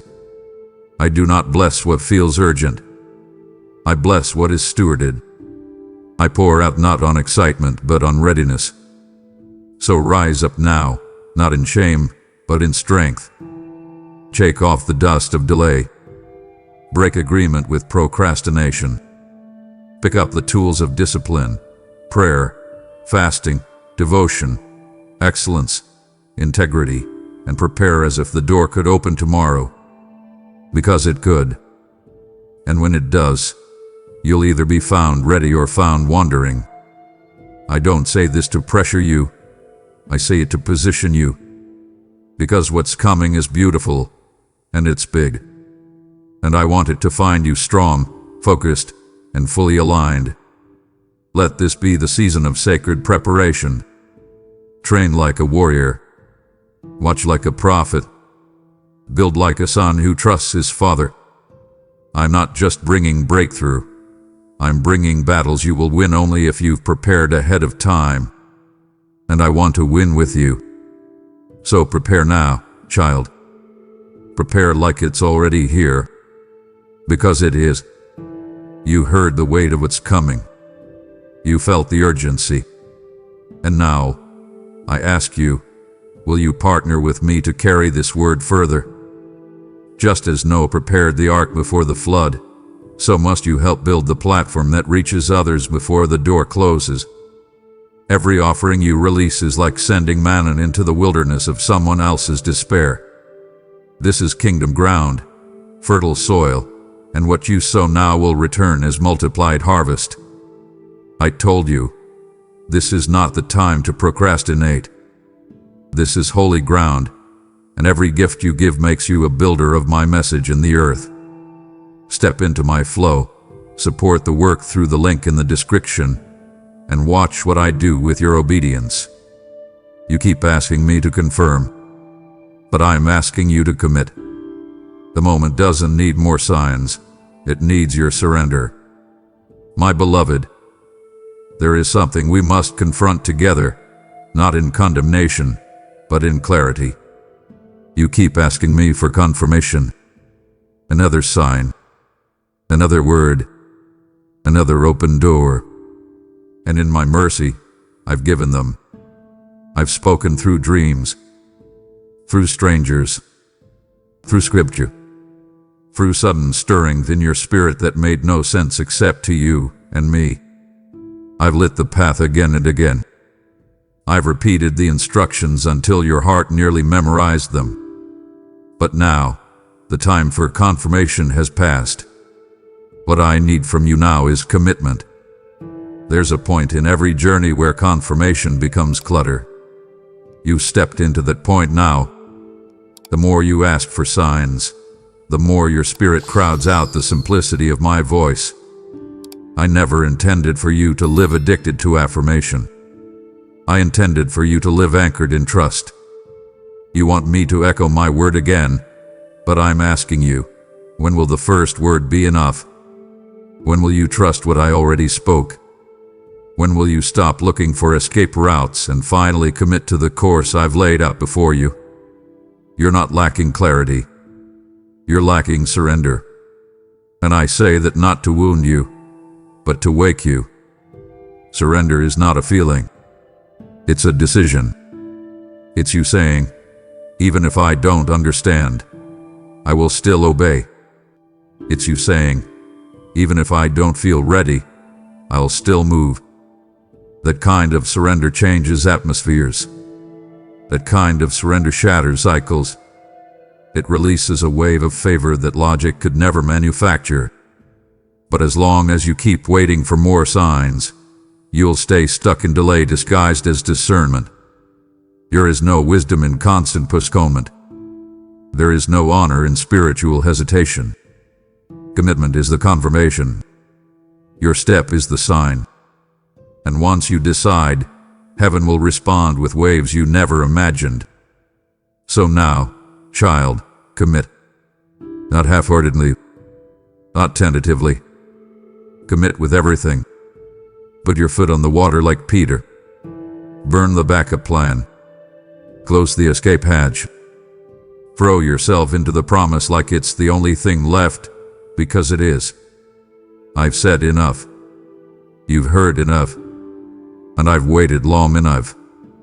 Not because I'm tired, but because the clock of purpose is striding. This is not the time to second guess what I've already confirmed. This is the time to commit with holy fire. And I promise you, when you do, the waters will part. The doors will swing. The heavens will open. Because I never needed another sign. I only needed your surrender. There is a cost for saying yes, but there is a far greater cost for staying stuck. Child of mine, you have wrestled with the weight of obedience.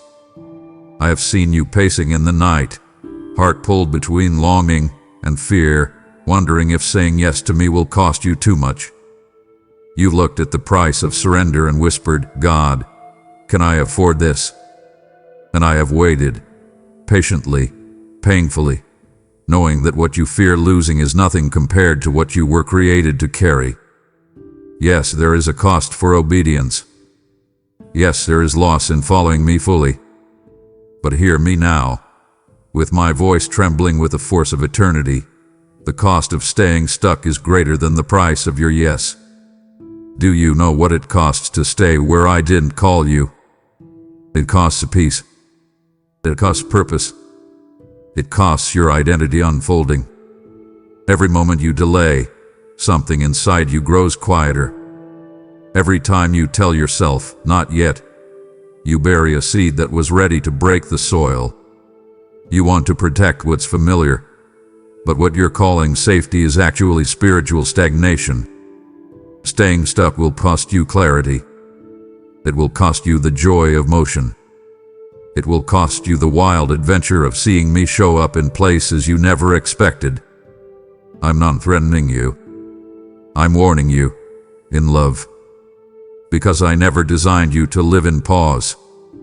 I created you for divine propulsion.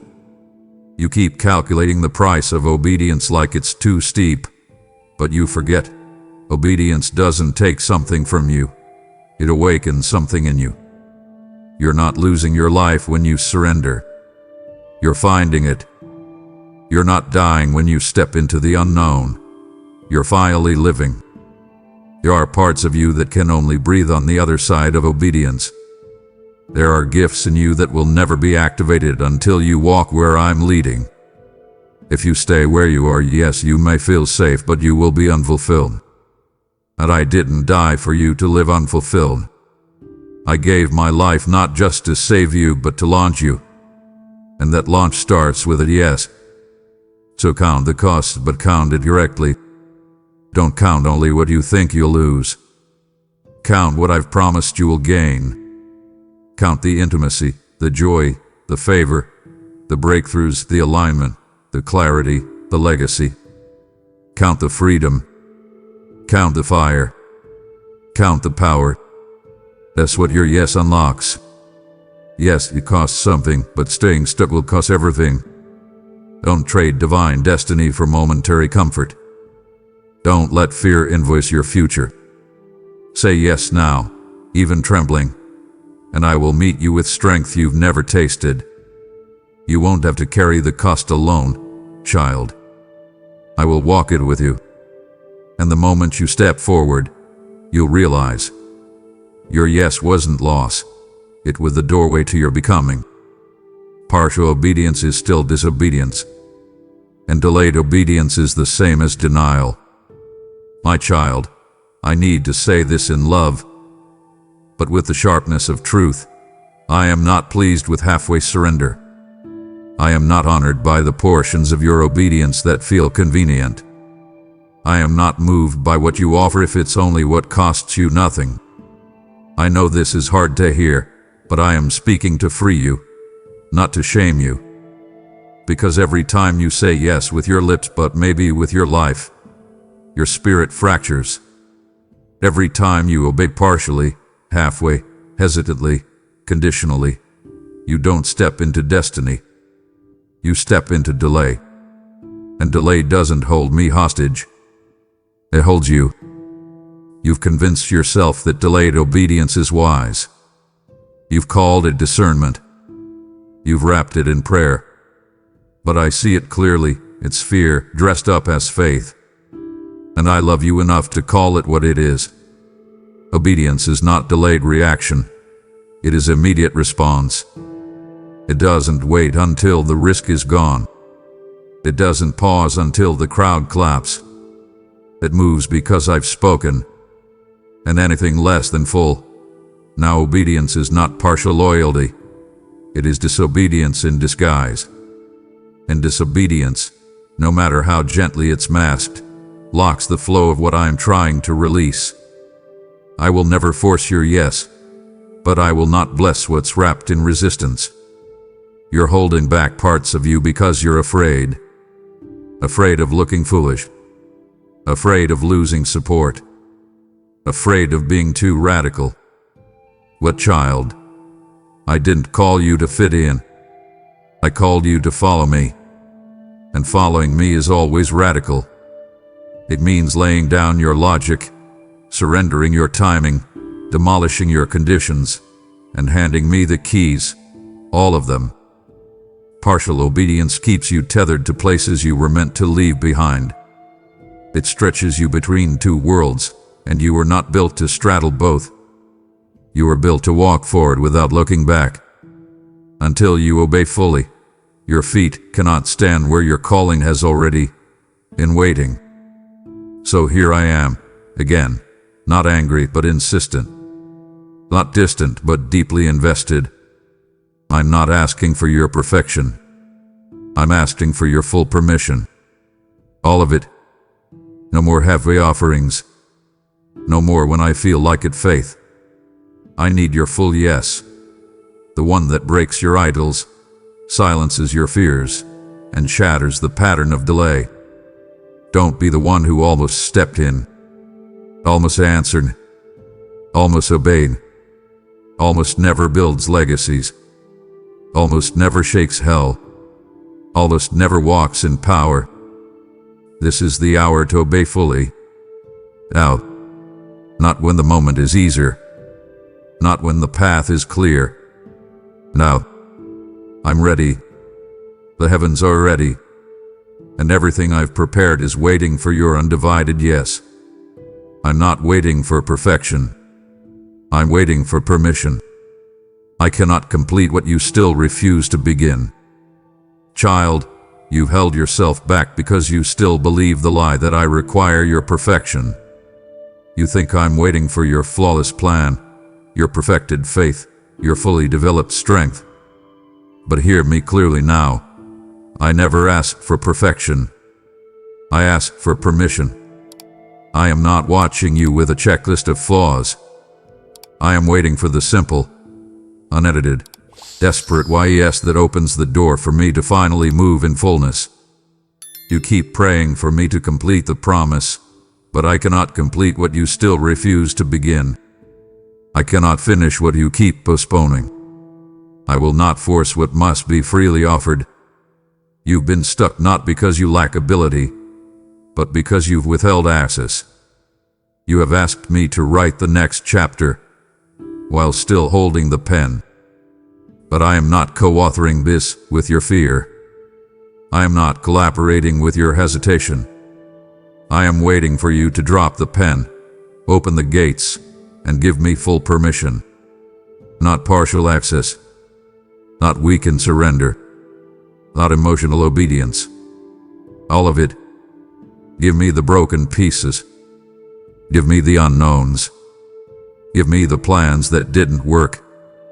Give me your timeline, your strategy, your backup plan, and watch what I do with your release. Because what I have planned doesn't begin with perfection. It begins with a yielded heart that says, God, you take over. The reason things have felt stuck, stale, delayed, isn't because I've ignored you. It's because I'm standing at the edge of your yes, and I cannot override your will. You were given the sacred authority to say no, and I will not violate it. But child, oh how I long to step in. I long to route, redeem, rebuild, restore. I long to turn the ashes into architecture. I long to pick up where you dropped hope. But I need your permission. Until you invite me fully into the process, you will always feel like you're pushing a locked door. The weight you're carrying was never yours to bear alone. But you cannot hand it to me with fingers still clenched in control. Let go, child. Give me what you've withheld. Stop waiting to feel ready. Stop waiting to become the perfect version of yourself. I never fell in love with your polish. I fell in love with you. The raw, real, trembling, unfiltered you. And that version of you is the one I'm waiting for. I can build from there. I can move from there. I can accelerate from there. But not while you stay frozen in indecision, imagining a fantasy version of surrender. This is your moment, not to be perfect, but to begin. Give me permission. Not just in word, but in action. In posture. In priority. In radical, risky, real-time obedience. You don't need to oppress me. Just let me in. I'm not asking for your perfection. I'm waiting for your permission. This is your final call. Heaven has released the signal. The only thing left now is your yes. My precious child, this is it. This is not just another message. This is not another gentle nudge. This is the final call. The last trumpet of this invitation. The moment where everything I've said must be answered, not admired. I did not speak these words to stir your emotions. I spoke them to stir your eternity. What I've placed before you is holy. It is heavy. It is time-bound. And the weight of the decision now rests with you. Heaven has released the signal. The angels have been dispatched. The winds are shifting. The mantle is hovering. The fire is ready. And I am watching, not with condemnation, but with breathless anticipation for your response. This is not pressure. This prophetic urgency. This is not manipulation. It's divine timing. You have heard me. You have felt me. You have recognized my voice. And now, everything hangs on what you do with it. You have cried out for breakthrough. This is it. You have begged for clarity. This is it. You have asked me to show you what to do, and now I have. So what will you do with it? Will you treat this as another stirring that fades with the morning sun? Or will you mark this day in heaven's calendar as the moment your yes shifted your future? You will look back on this moment, child, days, months, even years from now, and know that this was the turning point. This was the moment the atmosphere changed. This was the hour where angels leaned forward, where destinies hung in the balance, where your name echoed through heaven's courts as the one who answered the call. Not perfectly, not without fear, but with faith. The kind of faith that moves mountains. The kind of faith that activates legacy. The kind of faith that breaks delay and births destiny. Because that's what this moment is about. Not emotion, not hype, not performance. It's about your why yes. So speak it now. Loud, quiet, tearful, or trembling, it doesn't matter. All I need is your heart fully engaged. Heaven is not waiting for your eloquence. It is waiting for your alignment. This is your final call, and it's not to scare you. It's to seal you. Because what's next cannot be delayed any longer. What I've spoken must now be answered. The angels are waiting. The cloud is moving. The page is turning. The trumpet has sounded. And your name is written in this next chapter, if you will only say why yes. The final call has been declared.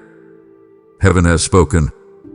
And now, child, as you seal your yes in the Spirit, I call you to also seal it with sacrifice. Not out of guilt, but out of glory. Your giving becomes fire on the altar, fuel for this prophetic movement that is waking up souls on the edge of eternity. I promise you, those who build what I'm building will not go empty. I will open the floodgates of provision, protection, and promotion for those who prioritize my word. As you give through Super Thanks membership with a link below, you are not giving to a video. You are giving to a divine rescue mission. Act now.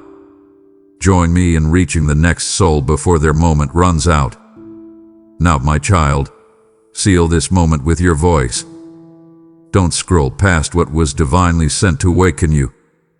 If you hear me calling, don't stay silent. Write these words now in the comments below as a prophetic act. God, I heard you. This is my yes. Let heaven record your response. Let the angels witness your alignment. What you declare publicly, I will honor privately. This is your final call. So answer like you know it's holy. And as your yes rises, feel the atmosphere grow weighty and still. This is not urgency born of fear. It is love pressing close before time moves forward. You are standing at the edge of a sacred threshold, where delay gives way to decision. I am not shouting to alarm you. I am leaning in to gather you. So listen carefully now, because what follows is not general instruction. It is a deeply personal appeal from my heart to yours. My child, hear my voice now, for my patience, though boundless, observes the closing of an era. I speak to you not from a distant throne, but right here, in the quiet room where you sit, making this a divine conversation, deeply personal and profoundly urgent. Your ear must be attentive, your heart open, because the leisurely season for decision is rapidly drawing to a close. This is not a threat to your safety, my beloved, but the deepest expression of my eternal love, calling you home before the final shadows fall. Can you not perceive the signs of the times, the undeniable evidence manifest in the churning earth and the shifting heavens? Open your spiritual eyes and truly see the season you are in. You feel the pressure, don't you? That persistent knot of fear and anxiety in your stomach about what tomorrow may bring. I tell you plainly, that feeling is the worldly sign that the spiritual clock is running down. You worry about your job security, the unspoken tensions in your family, and the feeling of being continually overlooked in the crowd. Let me be clear. I see you in the midst of all that. I see not an idea of you, but the real you, right down to the unspoken question buried deep within your soul. Is there still time for me to fix this? I tell you yes, yes, yes. But act now. I stand at the door of your heart, knocking one last time with a profound urgency, my hand heavy upon the wood, seeking your immediate reply. This is the call that demands a radical response, a decisive turning away from every distraction that delays your commitment. My word remains the absolute anchor for your soul.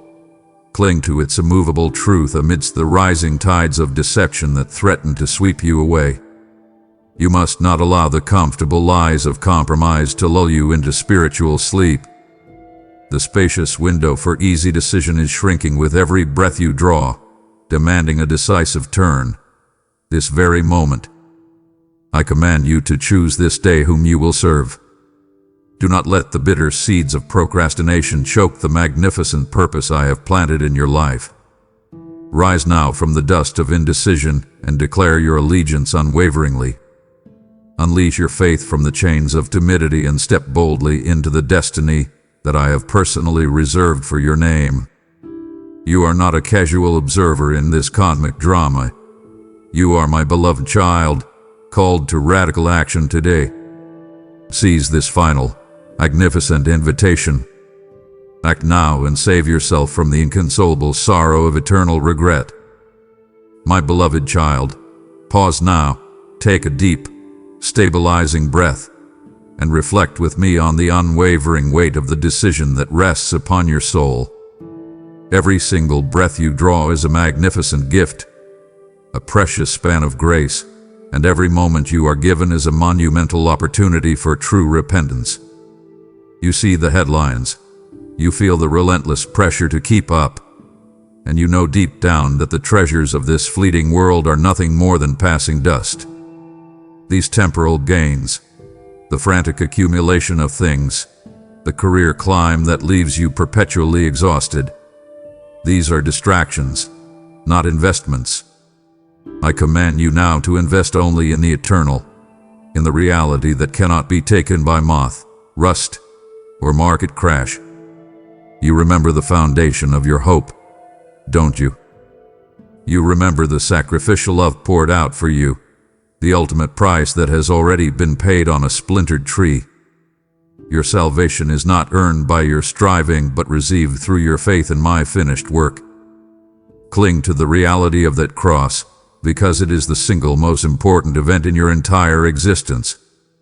I see you wavering sometimes, caught between the clear path and the comfortable, crowded road. I warn you, my precious one, the path of a lukewarm, half-hearted faith leads only to cold regret and ultimate separation. It is the most treacherous ground, for you believe you are walking with me, yet your heart remains miles away. Your life is a vapor, a brief moment of mist over the field at dawn. Do not postpone the foundational work of salvation until you mistakenly believe the mist clears. The time to make peace with me is not when you think you have enough, or when you feel worthy. It is now. You are not guaranteed another breath, another sunrise, another opportunity to hear my voice. This choice you face is the most monumental decision of your entire existence, impacting not just your 70 years here, but your unimaginable eternity. Do not treat it lightly. I see the fear that keeps you anchored to the known, the shame that whispers you aren't good enough. Rebuke that lying voice. Your worth is not measured by your performance, but by my love.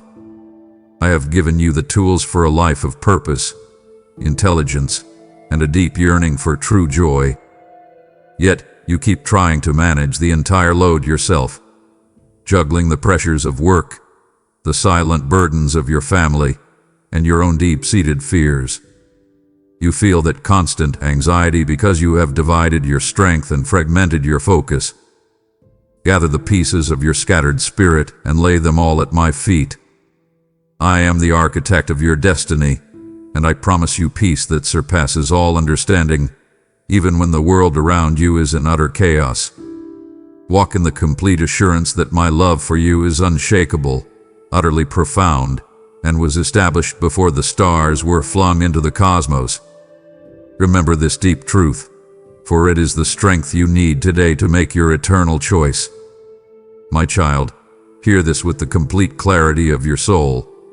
The urgency of repentance is pressing, right now. This is a final opportunity to simplify your life and clear your accounts before me. Lay down the heavy, suffocating cloak of your past sins at the foot of my cross immediately. You feel the weight of those specific mistakes, don't you? That gnawing guilt from words you spoke in anger, that choice you made when you thought no one was watching, the habit you can't seem to break. I know it all, I see it all. But I am not here to condemn you. I am here to redeem you. Do not let pride or shame keep you bound away from the cleansing, flowing fountain of my forgiveness. That voice of shame that whispers, "You've gone too far this time," is the malicious lie of the enemy, and you must reject it utterly. True repentance is not merely sorrow, which is just a fleeting emotion, but a decisive, immediate turning away from the darkness. It is the firm choice of the will to walk a new path with me, leaving the old, wicked ways behind you completely. Delaying your return is, in essence, placing a far greater value on your earthly bondage to sin than on the magnificent divine freedom I offer you. You are trading lasting liberty for momentary ease. Hear this certainty, my child. I have already completely forgotten the transgressions you choose to confess and lay down before me today. My memory holds no record of the sins I have purified with my blood. Release the burden of your own unforgiveness toward yourself. The time for lingering over past failures and mistakes is entirely over. The time for a new, vibrant, resurrected life is now. You are not defined by your fall, but by my power to raise you up again. You are being transformed, renewed, and completely reborn. I am planting new thoughts in your mind, filling your eyes with a new vision, and reviving your spirit with a fresh surge of motivation and joy. Embrace this healing moment, my beloved. Receive the complete health I am offering you from head to toe. Stand upright where you are, metaphorically pick up your dreams from the dust of your own making, and walk with me toward the high mountain of holiness, to your destined place of victory. I have declared your freedom. I have broken every chain.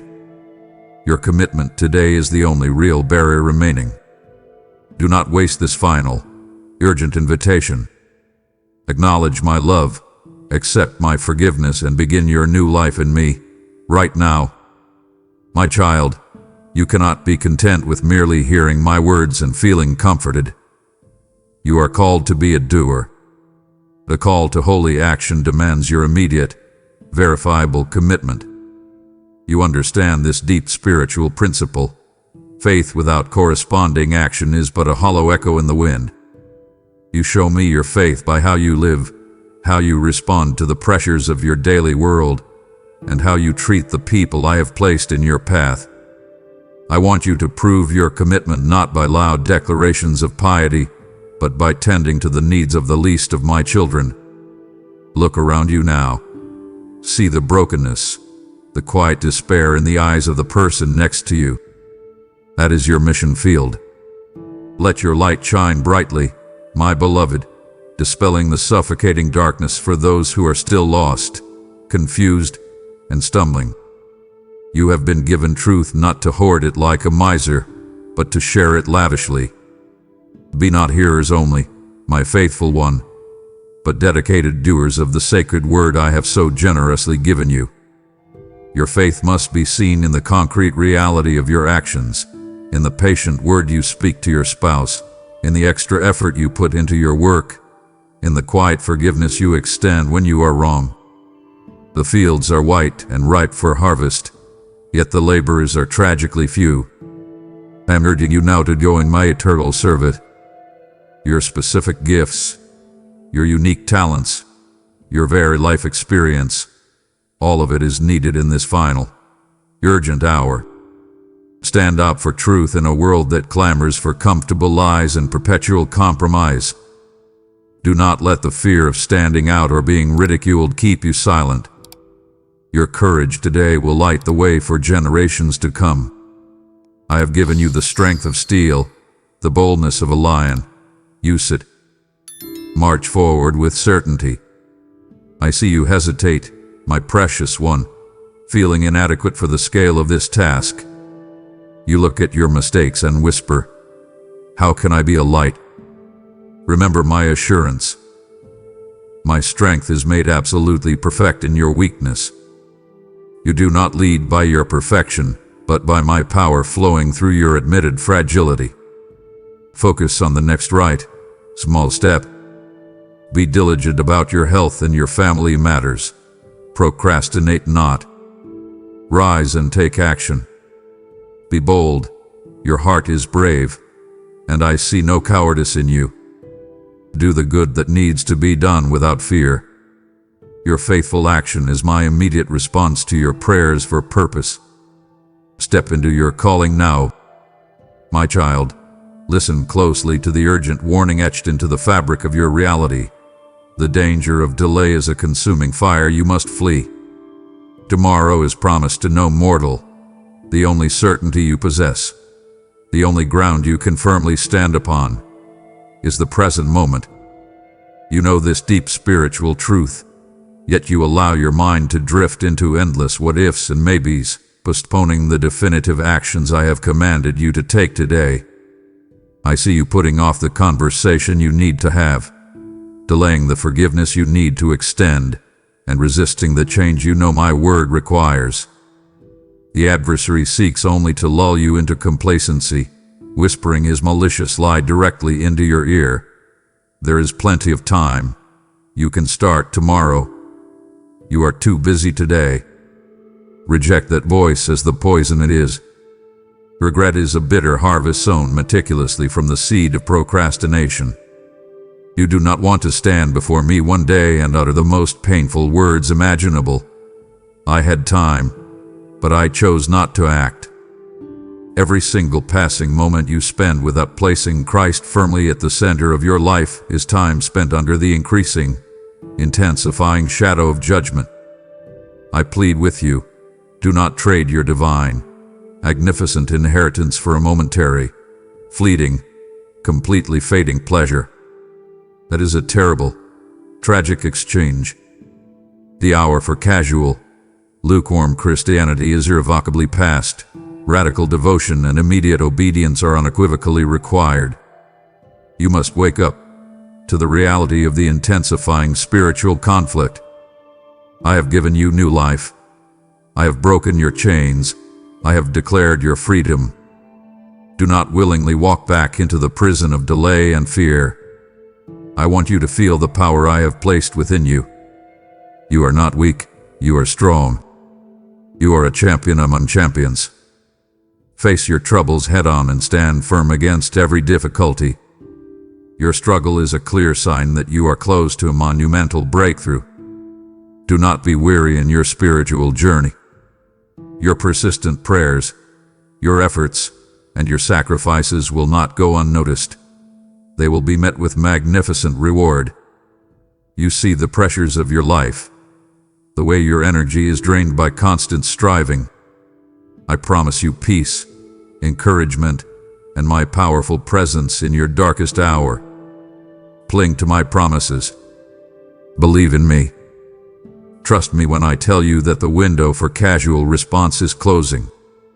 Make your commitment firm, irreversible, and now, do not become a bitter echo of regret in the vastness of eternity. I love you with an everlasting love. Respond to my final, magnificent call today. My child, pause now and feel the profound weight of this moment. You stand at a precipice of change, yet the pull of old distractions is strong. I command you to resist that complacency, to stop now, after I have poured my final, urgent truth into your soul. would grieve the very heart that beat my Son upon the cross for you. Do not disappoint my love with a sudden silence. Your destiny is too magnificent to be abandoned for a fleeting moment of weariness. Harden not your heart. Continue now, and let the magnitude of my sacrifice compel your obedience. My beloved child, you must fully grasp the cost of compromise that threatens to utterly destroy your spiritual foundation. You are attempting a task that is fundamentally impossible. You cannot serve two masters. Your heart's true, ultimate devotion cannot be simultaneously pledged to me and to the fleeting demands of the world. You are attempting to walk two different paths at once, and this division of your heart will utterly destroy you. You feel the tension, don't you? That gnawing anxiety that comes from trying to please both me and the people around you, from wanting both my peace and the world's cheap applause. The fleeting, temporary approval of man is a vaporous reward. It is not worth the tragic, eternal loss of my infinite favor. Remove the subtle, corrosive idols of comfort, wealth, and ego from the sacred sanctuary of your soul.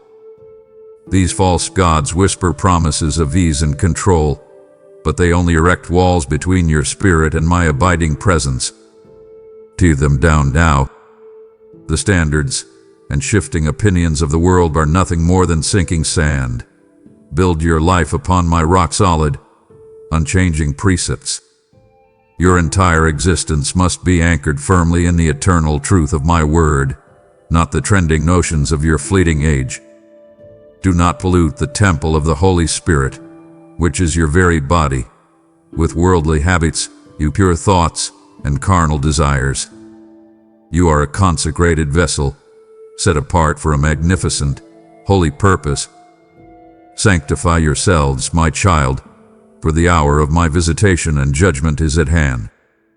I see the way you compromise your witness for the sake of fitting in, the way you indulge in small sins because you deem them harmless. Stop that foolishness. A fragmented faith is no faith at all. It is a spiritual lie you tell yourself. Surrender everything to my dominion. The control you fiercely cling to is an illusion. I am calling you to complete alignment, my beloved, a total, radical devotion.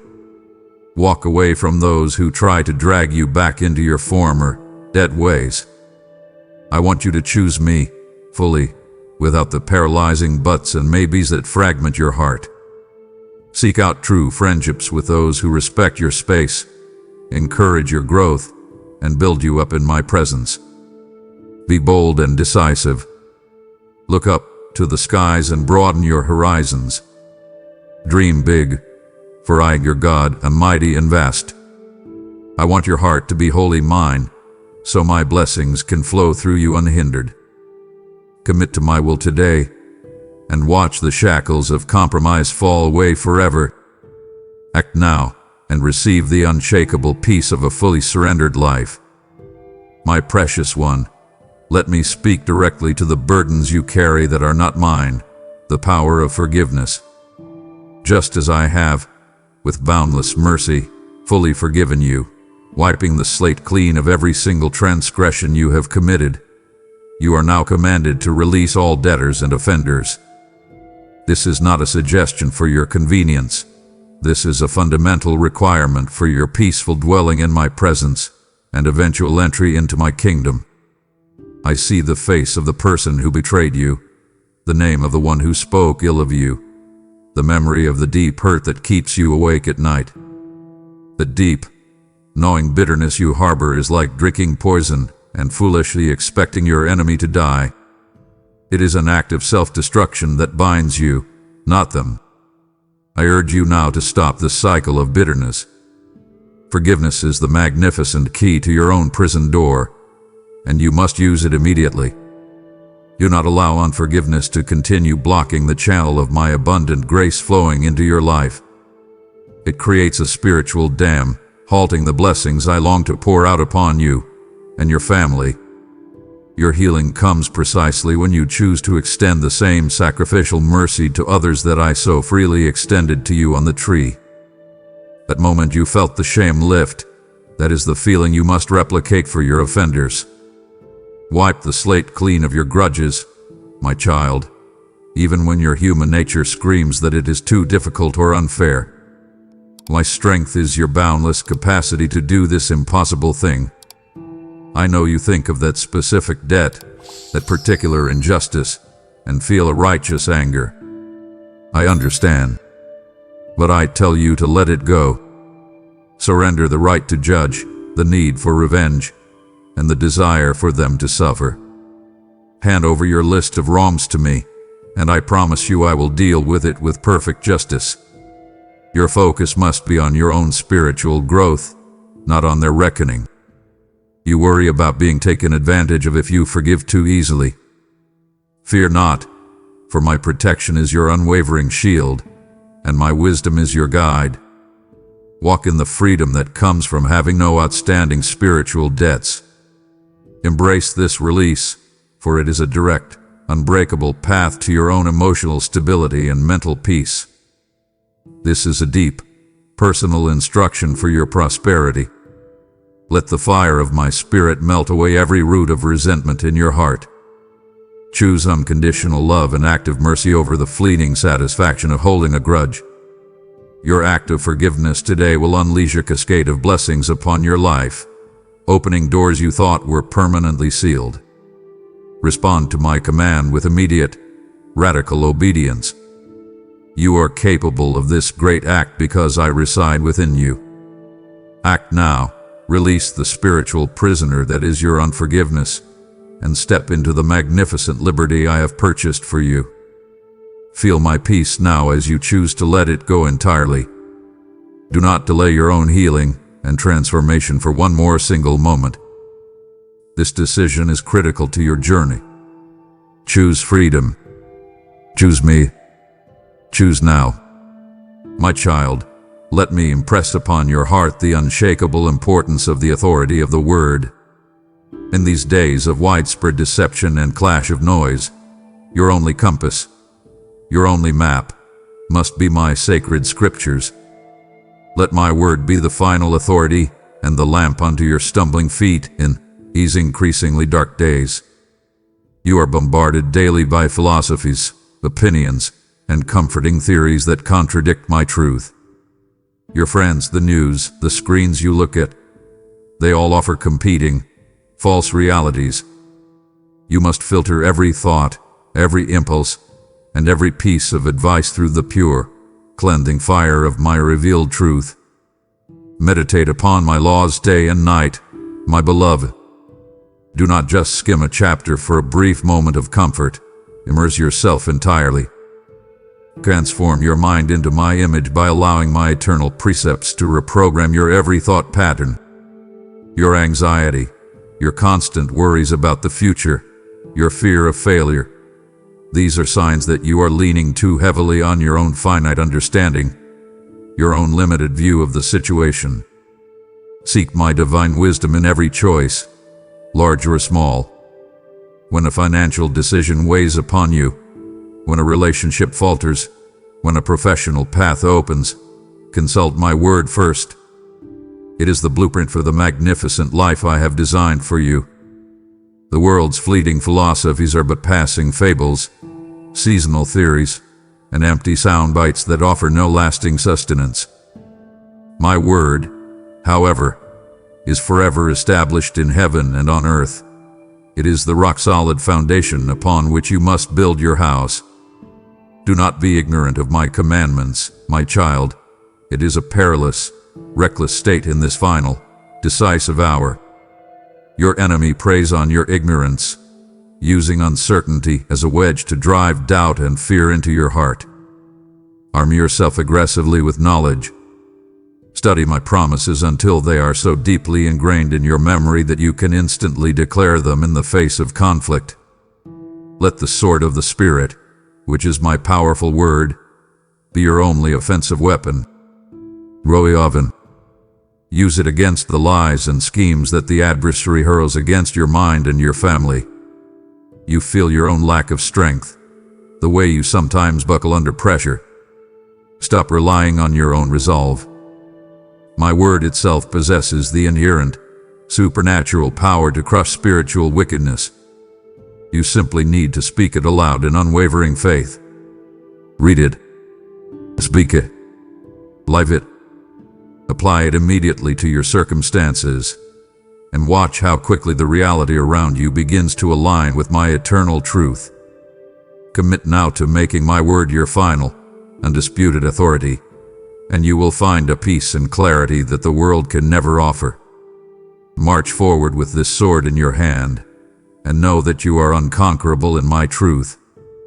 Do not compromise on the integrity of my word. Believe it, live it, and stand firm today. My precious one, turn your attention inward and feel the divine reality of the indwelling of the Spirit. I have not left you abandoned, ill-equipped, or alone to face the overwhelming trials of this life. I have given you the Comforter, the Holy Spirit, to empower you for this great, challenging task ahead.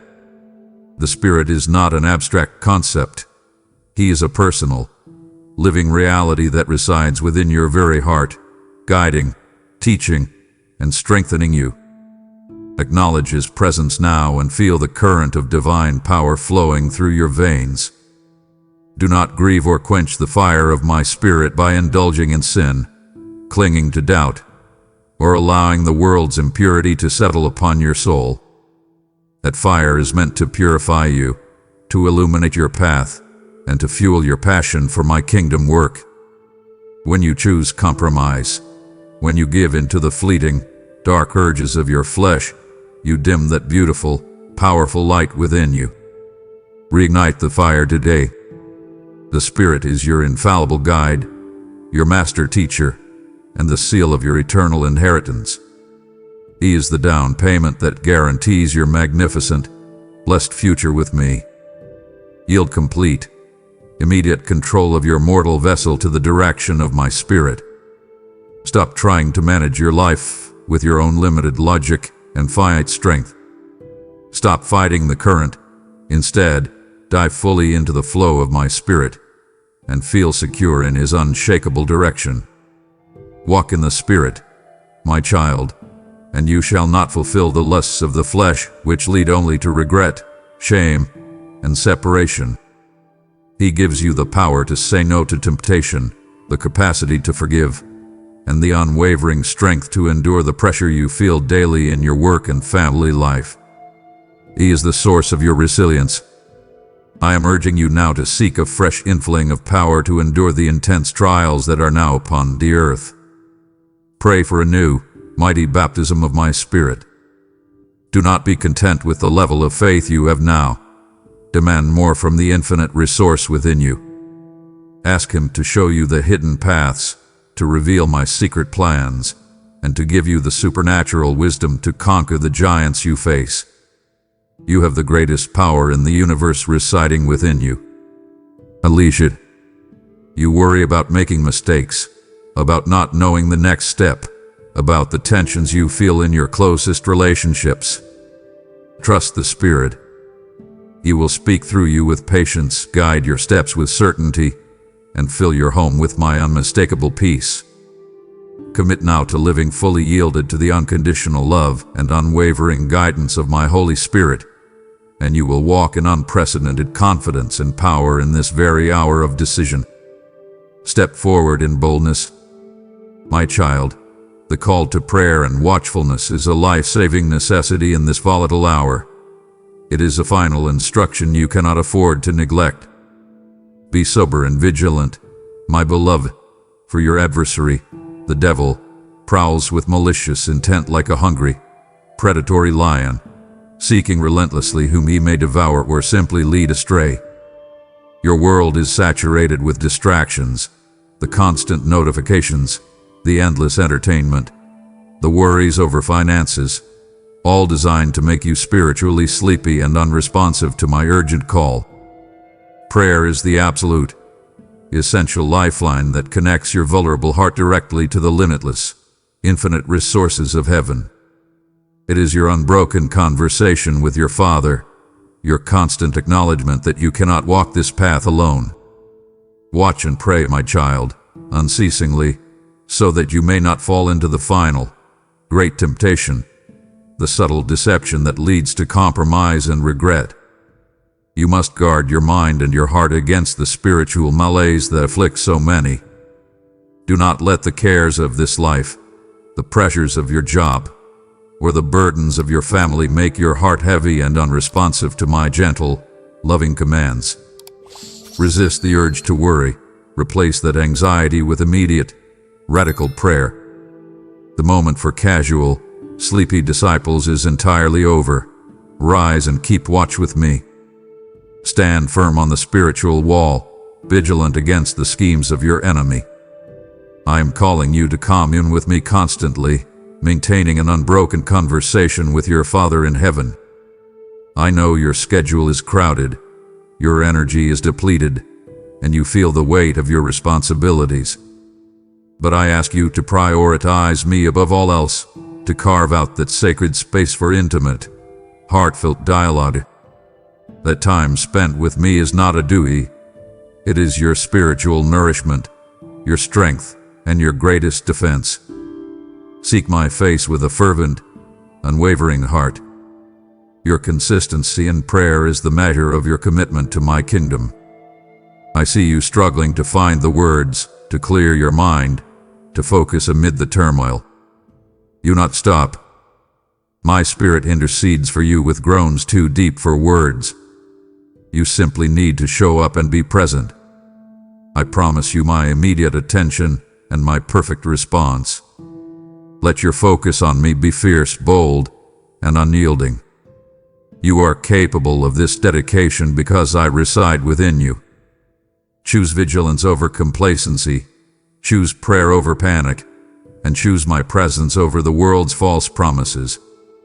Stand firm today, my child, and watch how I defend your soul and magnify your purpose through your unbreakable commitment to prayer and watchfulness. Act now and secure your peace forever. My beloved, my heart perceives your hesitation. You have come through fire and crossed deep waters in the spirit of this conversation. Do you truly believe you can stop and walk away now, just as I prepare to reveal the secrets of your deliverance and the keys to your eternal account? This is a betrayal of your own magnificent potential. To disengage now would be to reject the very power of my indwelling spirit that I have placed within you. Your accountability is to me alone. Do not let the adversary steal your focus and mock my divine authority. Acknowledge the urgency. Press forward now and secure your final blessing. You have just received the final instruction for vigilance and unceasing prayer.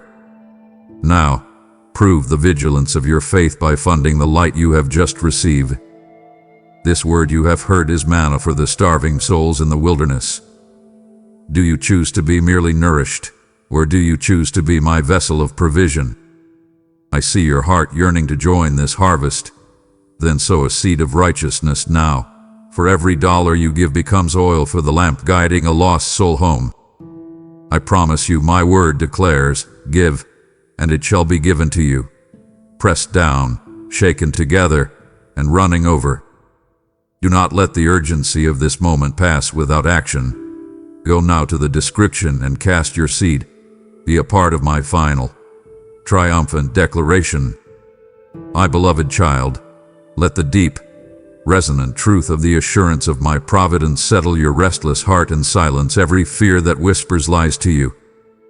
Fear not the future, my precious one, for I hold the entire vast universe and your small, unique life within it, firmly in my sovereign, powerful hands. I am the architect of your tomorrow, and my plans for you are filled with hope, a future, and perfect peace. I know your needs, your deepest worries about finances, the future of your children, and the silent ailments of your body before you utter a single word. Trust completely in my perfect, infallible timing. You often rush ahead, acting out of panic or pressure, and stumble into unnecessary difficulties. Pause now. Be still, and know that I am God, and I am working all things for your ultimate, eternal good. My grace is always sufficient for you. My strength is made absolutely perfect in your weakness. When you feel you can no longer take another step, that is the precise moment my power will lift you and carry you forward. I will never leave you nor forsake you, my child, even as the mountains crumble into the sea and the earth shakes beneath your feet. My covenant with you is unbreakable, sealed with my blood and confirmed by my eternal promise. Do not worry about what you shall eat or what you shall wear. Seek my kingdom and my righteousness above all else, and I promise you that all these necessities will be added to you. I see the pressure you feel at your job to perform, the fear that financial lack will overtake you. Release that burden to me. Cast your anxiety entirely upon me, because I care for you deeply, personally, and intimately. Rest fully in the profound knowledge that my divine purpose for your life will be fulfilled. Nothing can thwart my perfect plan.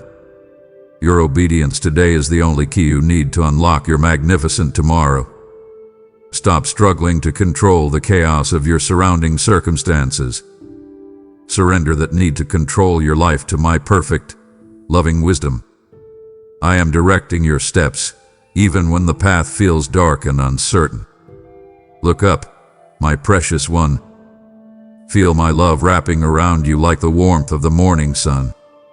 You are treasured, valued, and infinitely loved by your Father. Commit now to radical trust and walk forward in the unshakable assurance of my perfect, constant, and abundant providence. Act now, my child. Believe now and receive my peace now. My child, you are not meant to walk this final, crucial journey alone. The importance of community is a divine principle I established for your strength, your protection, and your nourishment. Do not abandon the assembling of yourselves together, for profound strength, encouragement, and supernatural power are found only in unity. I see the weariness in your spirit, the hands that sometimes hang down in despair from facing daily struggles. I command you to encourage one another daily, lifting up those who falter, for your mutual love is a living testimony to my reality. The church is my body, my living, breathing presence on earth, and every single member, including you, my precious one, is vital to its function. I urge you now to find your place and serve faithfully. Do not sit idle on the sidelines of spiritual life. Your gifts, your unique talent for compassion, your patience in listening, your strength in organizing, are desperately needed now. Stand shoulder to shoulder with your brethren against the intensifying forces of darkness and deception. A unified front in faith is an immovable fortress against the enemy's schemes. I see the strain of your solitary striving, the feeling that you must manage your worries, your debts, and your family's tensions all by yourself. This is a burden too heavy for one heart to bear.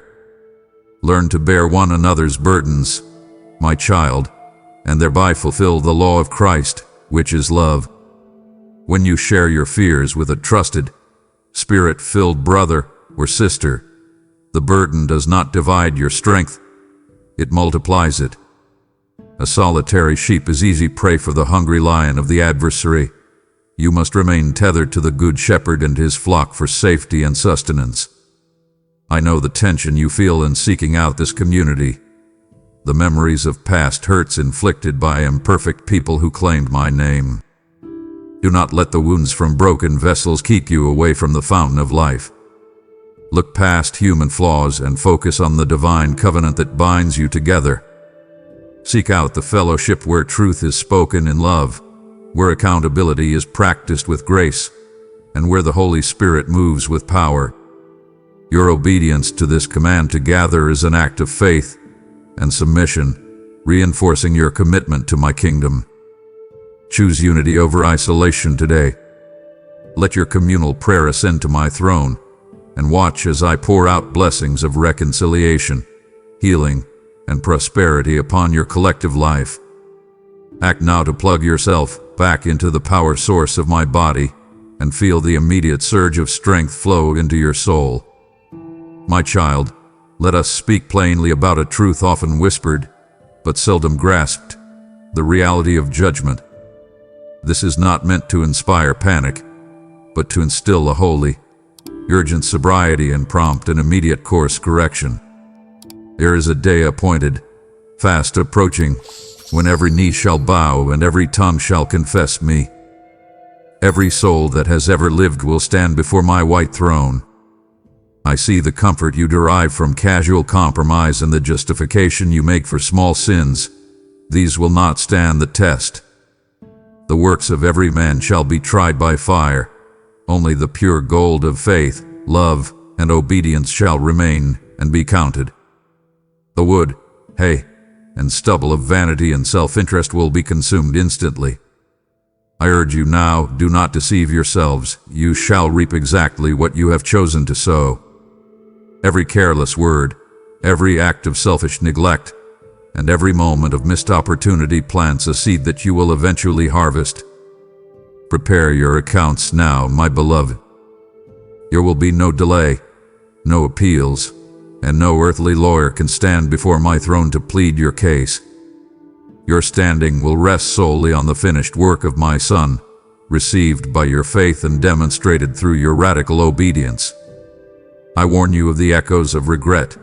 The sorrow of the unfaithful will be eternal, utterly inconsolable, and without end. Imagine the agony of realizing that salvation was freely offered, but you delayed, procrastinated, and chose fleeting pleasure over everlasting life. I plead with you to flee from the wrath to come and take immediate refuge in the shelter of my Son. This is the final call to get your spiritual house in order. Look at your life with my clear, unblinking eyes.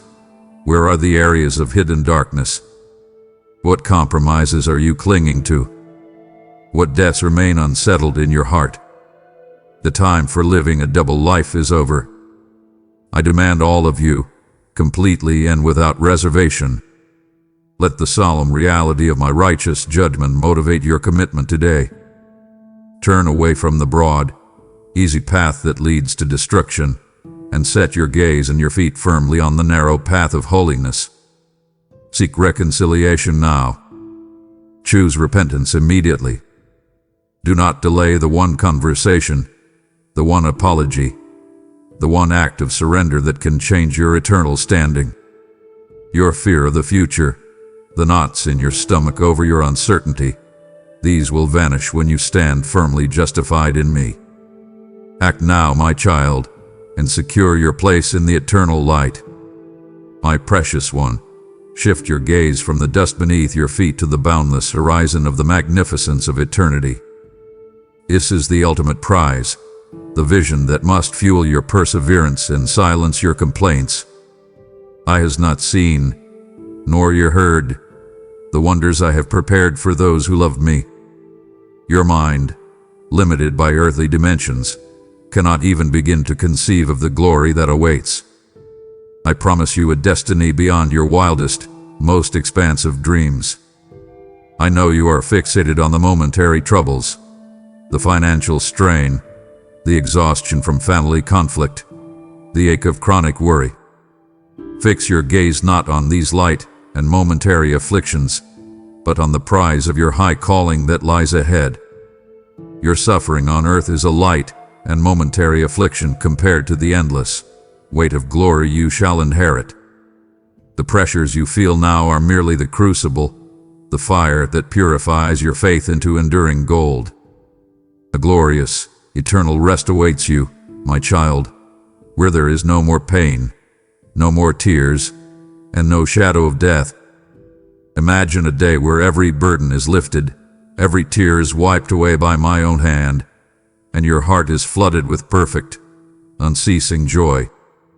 That vision is your anchor, a living, vibrant hope that must sustain you through this final crisis. I command you to run the race with endurance, knowing that the victor's crown is reserved for you.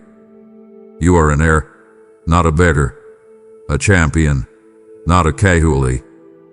Let your conduct today reflect the confident certainty of your future immortal life with me. Do not cling to the temporary, the failing systems of this world, or the approval of men who will soon fade. Embrace the assurance that the joy of hearing me say, "Well done, good and faithful servant," is worth every sacrifice you make now. Every act of forgiveness, every moment of service, and every prayer whispered in secret is being meticulously recorded as eternal currency. Look up, my child. Refuse to be distracted by the trivial pursuits that rob you of your focus on eternity. Run, my beloved. Run hard and fast toward the finish line, for my arms are open, and the celebration for your arrival will be magnificent and unending. Invest everything now for the sake of the magnificence of eternity. My child, let the final, unmistakable sign of your commitment be the call to radical love. This is the first and greatest commandment. Love me with all your heart, soul, mind, and strength. This devotion is not a passive sentiment. It is a fierce, active, all-consuming commitment that leaves no area of your life untouched. Everything you are, everything you do, must flow from this single, pure source of love for me. And from that primary devotion flows the second, equally vital command. Extend my love even to your enemies and those who persecute you unfairly. I know this feels impossible. I know the faces of those who have wronged you, who have slandered your name, and who actively seek your failure. But harboring bitterness is a poison that decays your soul. By this radical, sacrificial love shall all men know that you are truly my dedicated disciples. It is the final, undeniable proof of my Spirit's work within you. Let your love be genuine, without hypocrisy, and always, without fail, seeking the highest good for every soul, even the one who hurt you most recently. The world grows cold and hostile, consumed by self-interest and division. Be a blazing hearth of my selfless compassion in the midst of this freezing spiritual climate. Your simple act of kindness, your quiet forgiveness, your refusal to retaliate, these are the supernatural miracles that pierce the darkness. The final test of your faith will be the measure of your sacrificial love for others. This is not about feeling. It is about choosing to act in the way that I first loved you. Wipe the slate clean. Extend the mercy. Open your heart to the possibility of reconciliation, even if it is painful. I have commanded you to pray for those who misuse and persecute you. That prayer breaks the chains on their life and, more importantly, frees your own spirit from the bondage of resentment. Focus your heart and your energy on this radical love that I have poured into you. Act now to settle that internal conflict. Speak the word of forgiveness aloud to yourself, and feel the immediate, transforming peace that only my love can provide. Let this radical love be your final, triumphant declaration in this closing hour. My precious one, I see your struggle to embrace radical love and enduring commitment. You have heard the commands that demand everything: forgiveness, generosity, and unyielding faith. To stop now is to choose compromise over my covenant, is to prioritize the fear of man over my eternal favor. You must understand, every moment you delay or disengage is a moment spent grieving the spirit that resides within you. Do not let the cost of compromise be the echo of regret. Honor my sacrifice with your persistent presence, and continue to receive the final truths that pave your way to the magnificence of eternity. Your peace demands your perseverance. Act now. My child, I give you a stern, loving warning that is essential for your spiritual survival. The warning against materialism. Do not lay up treasures on earth, where moth and rust destroy your investments and where thieves break in and steal. I see your frantic striving for financial security, the pressure you feel to compete, and the constant fear of lack. But I tell you plainly, the accumulation of worldly wealth distracts the soul from its eternal destiny. Your focus shifts from the giver to the gift, from the eternal kingdom to the temporary dwelling. Covetousness is idolatry, and it will prevent entry into the kingdom of light. When your heart is consumed by the pursuit of possessions, you have effectively placed a rival God on the throne of your life. Tear down that idol now. I call you to be generous and free-handed, my child, knowing that I am the ultimate provider and distributor. The purpose of your resources is not accumulation for self, but distribution for my glory. Test me in this, and watch as I open the floodgates of heaven to pour out blessings you cannot contain. Use your earthly resources for my glory now, before they become a chain around your neck that drags you away from my presence. When you cling to your money out of fear, that resource becomes a bondage. I command you to release the fear of lack and embrace the freedom of divine reliance. I know you worry about retirement, about your debts, and about providing for your family. Trust me, my provision is boundless, and my promises are unwavering. Your true worth is not measured by your possessions, your titles, or your bank account, but by your complete submission to my will. Look at the world's priorities: frantic striving, insatiable greed, and endless acquisition.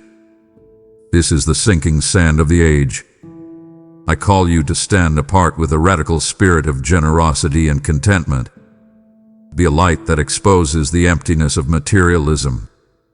Sanctify your finances by giving generously, living simply, and investing only in eternal things. Act now to simplify your life, toss off the chains of covetousness, and experience the abundant, unburdened freedom of a life anchored in my glorious providence. Choose me over mammon today. My child, you must live with the sober, unwavering knowledge of the principle of sowing and reaping.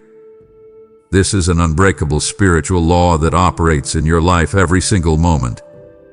Be mindful of the seeds you are planting with your words, your thoughts, and your actions today, for the harvest is absolutely certain. I see the careless words you sometimes speak in frustration, the negative thoughts you allow to take root, and the little acts of neglect. These small things become your overwhelming harvest. I warn you that a reckless youth prepares for a desolate old age and a regrettable eternity. But the converse is also true. A life of faithful, persistent sowing prepares for an abundant, magnificent harvest in both this life and the next. Do not be weary in doing good, my child, for I promise you, at the proper time, you shall reap abundantly. Your acts of kindness that went unnoticed, the quiet prayers you offered, the steadfast integrity you maintained in your business dealings, every single seed is accounted for. I tell you plainly, every secret thing, whether good or evil, will be brought into my light for inspection. You cannot hide your true intentions, your private compromises, or your hidden resentments. Purify your heart now. Sow seeds of righteousness and holiness, for the harvest is drawing nigh, and it will be immense and irreversible. I am your God, and my justice is perfect. What you send forth shall surely return to your own account, multiplied. This is a promise of both consequence and immense blessing. I call you to inspect your field today. Are there weeds of unforgiveness? Are there thorns of bitterness? Pull them up immediately. Replace those destructive seeds with intentional acts of love, generosity, and faith. Sow kindness where you received cruelty. Sow patience where you feel aggravation. Sow faith where you feel overwhelming fear. Your faithful action today is the unshakable guarantee of your abundant harvest tomorrow. Commit to intentional sowing today. Do not waste another moment planting seeds of regret. Act now, my child, and prepare your heart for the magnitude of the harvest I am preparing for you. My child, let us move beyond mere words and actions into the supernatural realm of the power of worship. Worship me in spirit and in truth, for I seek those who offer pure, unadulterated devotion. This is your fiercest offensive weapon against the anxiety and deception of the age. Let your life be a continuous sacrifice of praise and gratitude unto my name. When you feel the crushing weight of worry, the pressure of debt, or the strain of relationship conflict, turn your focus immediately away from the anxieties of earth and toward the glory of heaven. True worship shifts the atmosphere instantly and defeats the schemes of the enemy before they can take root. The devil cannot stand in the presence of sincere, heartfelt adoration. Acknowledge my sovereignty in every circumstance, my child, whether you find yourself in the magnificent joy of triumph or the deep sorrow of unexpected loss. Declaring my goodness when your feelings scream otherwise is the highest form of faith. I urge you to let the praises of my people be a final, triumphant declaration against the darkness. When you worship, you are not entertaining me. You are actively engaging in spiritual warfare, drawing down the power of heaven into the reality of your circumstances. I see your need for peace, for strength, for a breakthrough in your family life. Begin to praise me now for the answer you have not yet seen, and watch as I move the impossible on your behalf. Worship is the sanctifying act that prepares you for my return.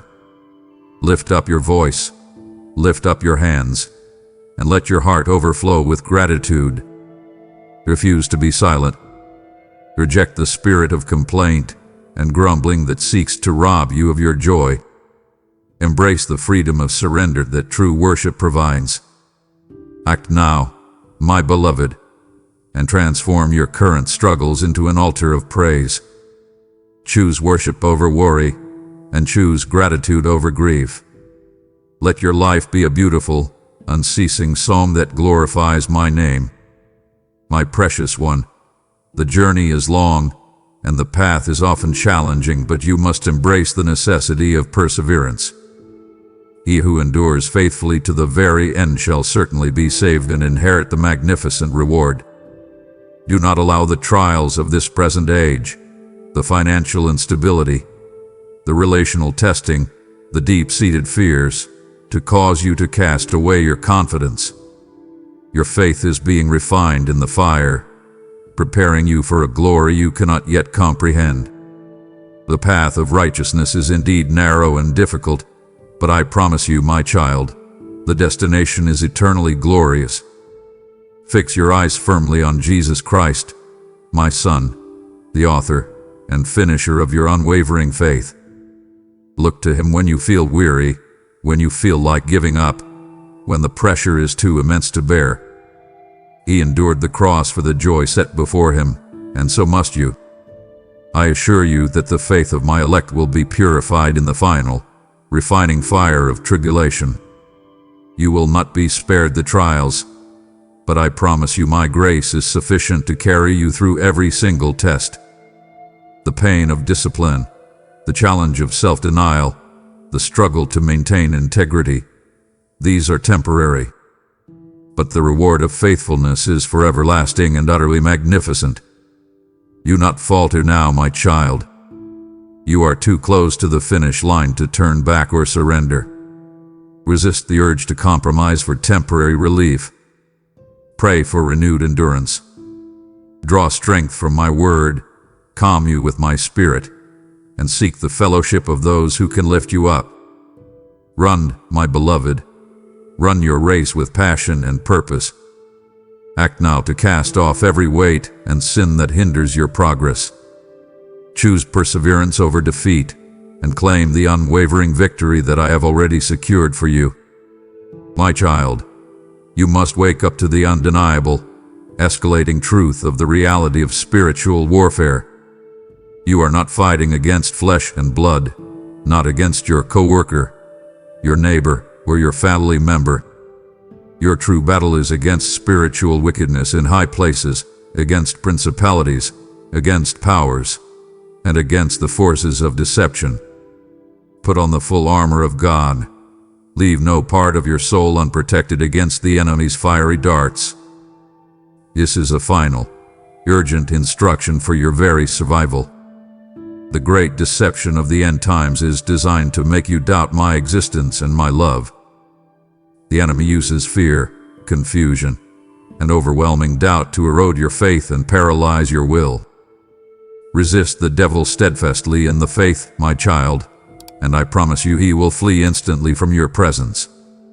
You have authority through my Son. Wield that authority to crush the enemy's schemes in your family, your finances, and your mind. Be aware that the battle is intensifying. Your commitment must not waver. Now, reject every lie that whispers you are too weak, too flawed, or too late to receive my blessing. Stand firm on the truth of my word, and let the sword of the Spirit be your primary defense. Pray for boldness. Pray for clarity. Pray for the discernment to see the enemy's traps laid out before you. I command you now to take up your position on the wall of prayer. Acknowledge my power residing within you. Declare your victory over the darkness today. Act now to equip yourself with the full armor, the belt of truth, the breastplate of righteousness, the shoes of the gospel of peace, the shield of faith, the helmet of salvation, and the sword of the Spirit. Fight for your eternal inheritance, my child, and know that you are unconquerable in my mighty name. My child, feel the fire of spiritual warfare intensifying around you. This is not the hour for retreat or weariness. You have been armed with my word, sealed with my Spirit, and called to unwavering consecration. Do not allow the adversary to mock my authority by making you abandon your post now.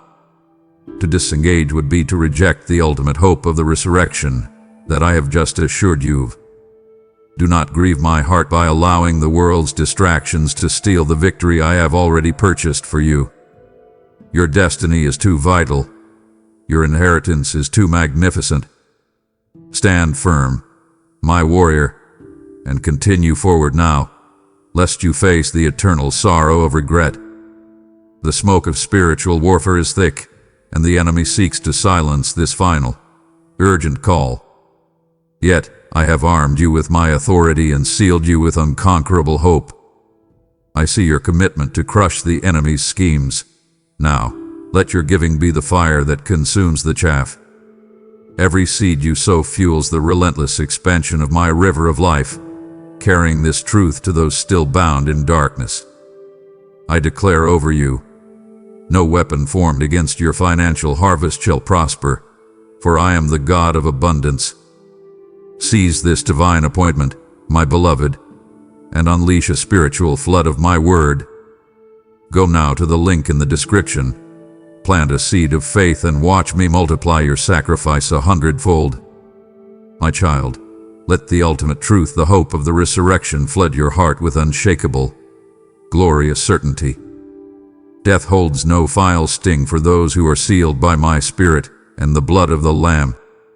I know you sometimes fear the end, the loss, the finality of this earthly life. But I tell you now, the grave is but a temporary holding place for the faithful. A new, incorruptible, glorious body awaits you. Your hope is not anchored in the temporal healing of this life, but in the final, complete renewal of all things. Ponder the glorious day of Christ's return, my child, and the magnificent reunion of all my people who have persevered faithfully. This promise is your absolute anchor, a living, vibrant hope that will sustain you in every crisis. Do not let temporary trials steal your focus from this eternal, unshakable reality. Let your conduct today reflect the confident certainty of your future immortal life with me. Life free from the paralyzing fear of death, free from the striving for earthly gain, and free from the anxiety of temporary loss. You are a citizen of heaven, my beloved, merely passing through this valley. Lift your eyes. Rejoice in the knowledge that your destiny is secure, your future is magnificent, and your final home is glorious beyond measure. I command you to live with this resurrection hope as your daily reality. Share this hope with those around you who live in fear and despair.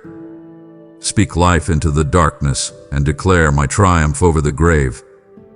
Act now to cast off every earthly fear and walk with the unwavering confidence of one who knows the victor. My child, hear this instruction with unwavering urgency, the call to personal consecration. Sanctify yourselves, my beloved, for the hour of my visitation and judgment is at hand.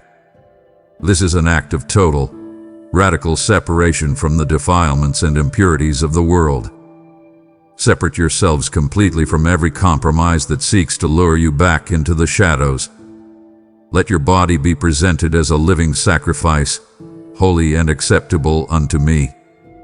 This process of holiness is not a single event, but a daily, deliberate act of devotion.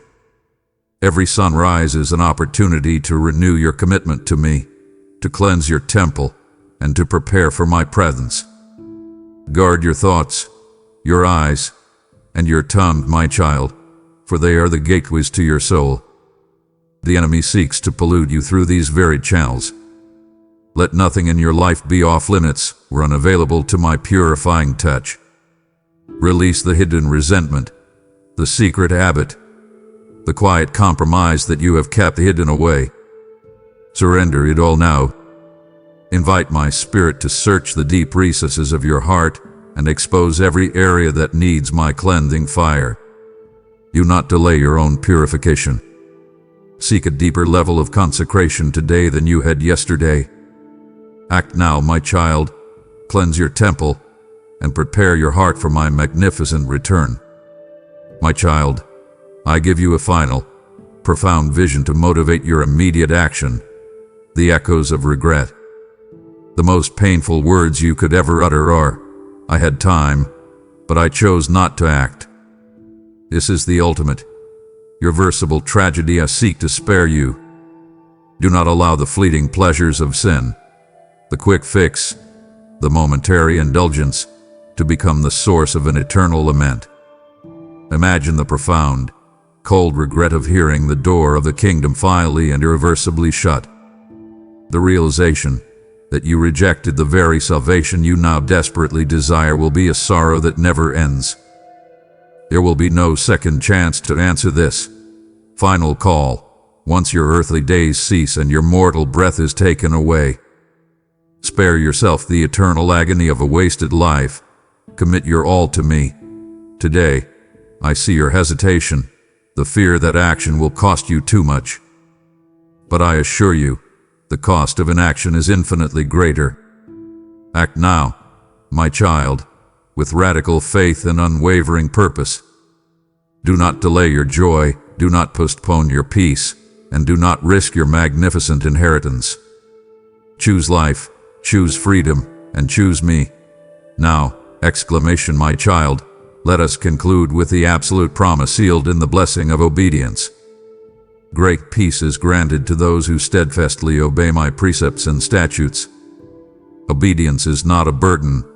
It is the highest form of worship and the clearest demonstration of your love and trust in me. It is in perfect submission that you find perfect, sustaining freedom. My commandments are not burdensome. They are a light leading you away from destruction and onto the path of abundant life. Walk in the favor and anointing that come only from complete alignment with my will. This is the secret to a life unburdened by anxiety and overflowing with my presence. The richest blessings of my hand are reserved for those who simply choose to. Act now.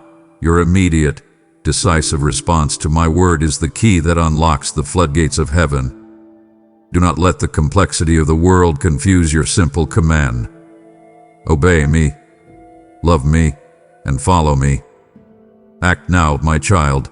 Receive my peace, and walk in the absolute certainty of your eternal blessing. My child, I have spoken my truth and revealed the solemn hour of decision.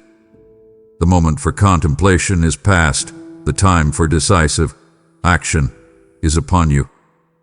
Come to me, all who are weary and burdened by the striving, the anxiety, the guilt, and the fear, and I will give you eternal, unshakable rest. Today is the day of salvation. Harden not your heart against my final, loving command. I have offered everything, my son, my spirit, my word. There is nothing more to give. Act now, my beloved, or regret it for all eternity. You have just reaffirmed the unshakable authority of my word, the sword of the Spirit that cuts through all deception. And now, let your action match the magnificence of your belief. I am calling you to be a flame of consecrated fire, spreading the light to the ends of the earth. Sow generously now, and watch as your obedience transforms into living manna for those who are spiritually starving. I promise you, my faithful, my declaration is final. He who sows bountifully shall also reap bountifully, and I will protect and bless your harvest from all devourers. The time for passive listening is past. The time for radical giving is now. Go to the link below, commit your support, and become a channel of my final, victorious light. My beloved child, my final, unwavering word to you now demands a visible, decisive response in this very moment. If your heart has received the urgent, fierce reality of my call, if you truly choose action over regret, then seal your covenant with me now.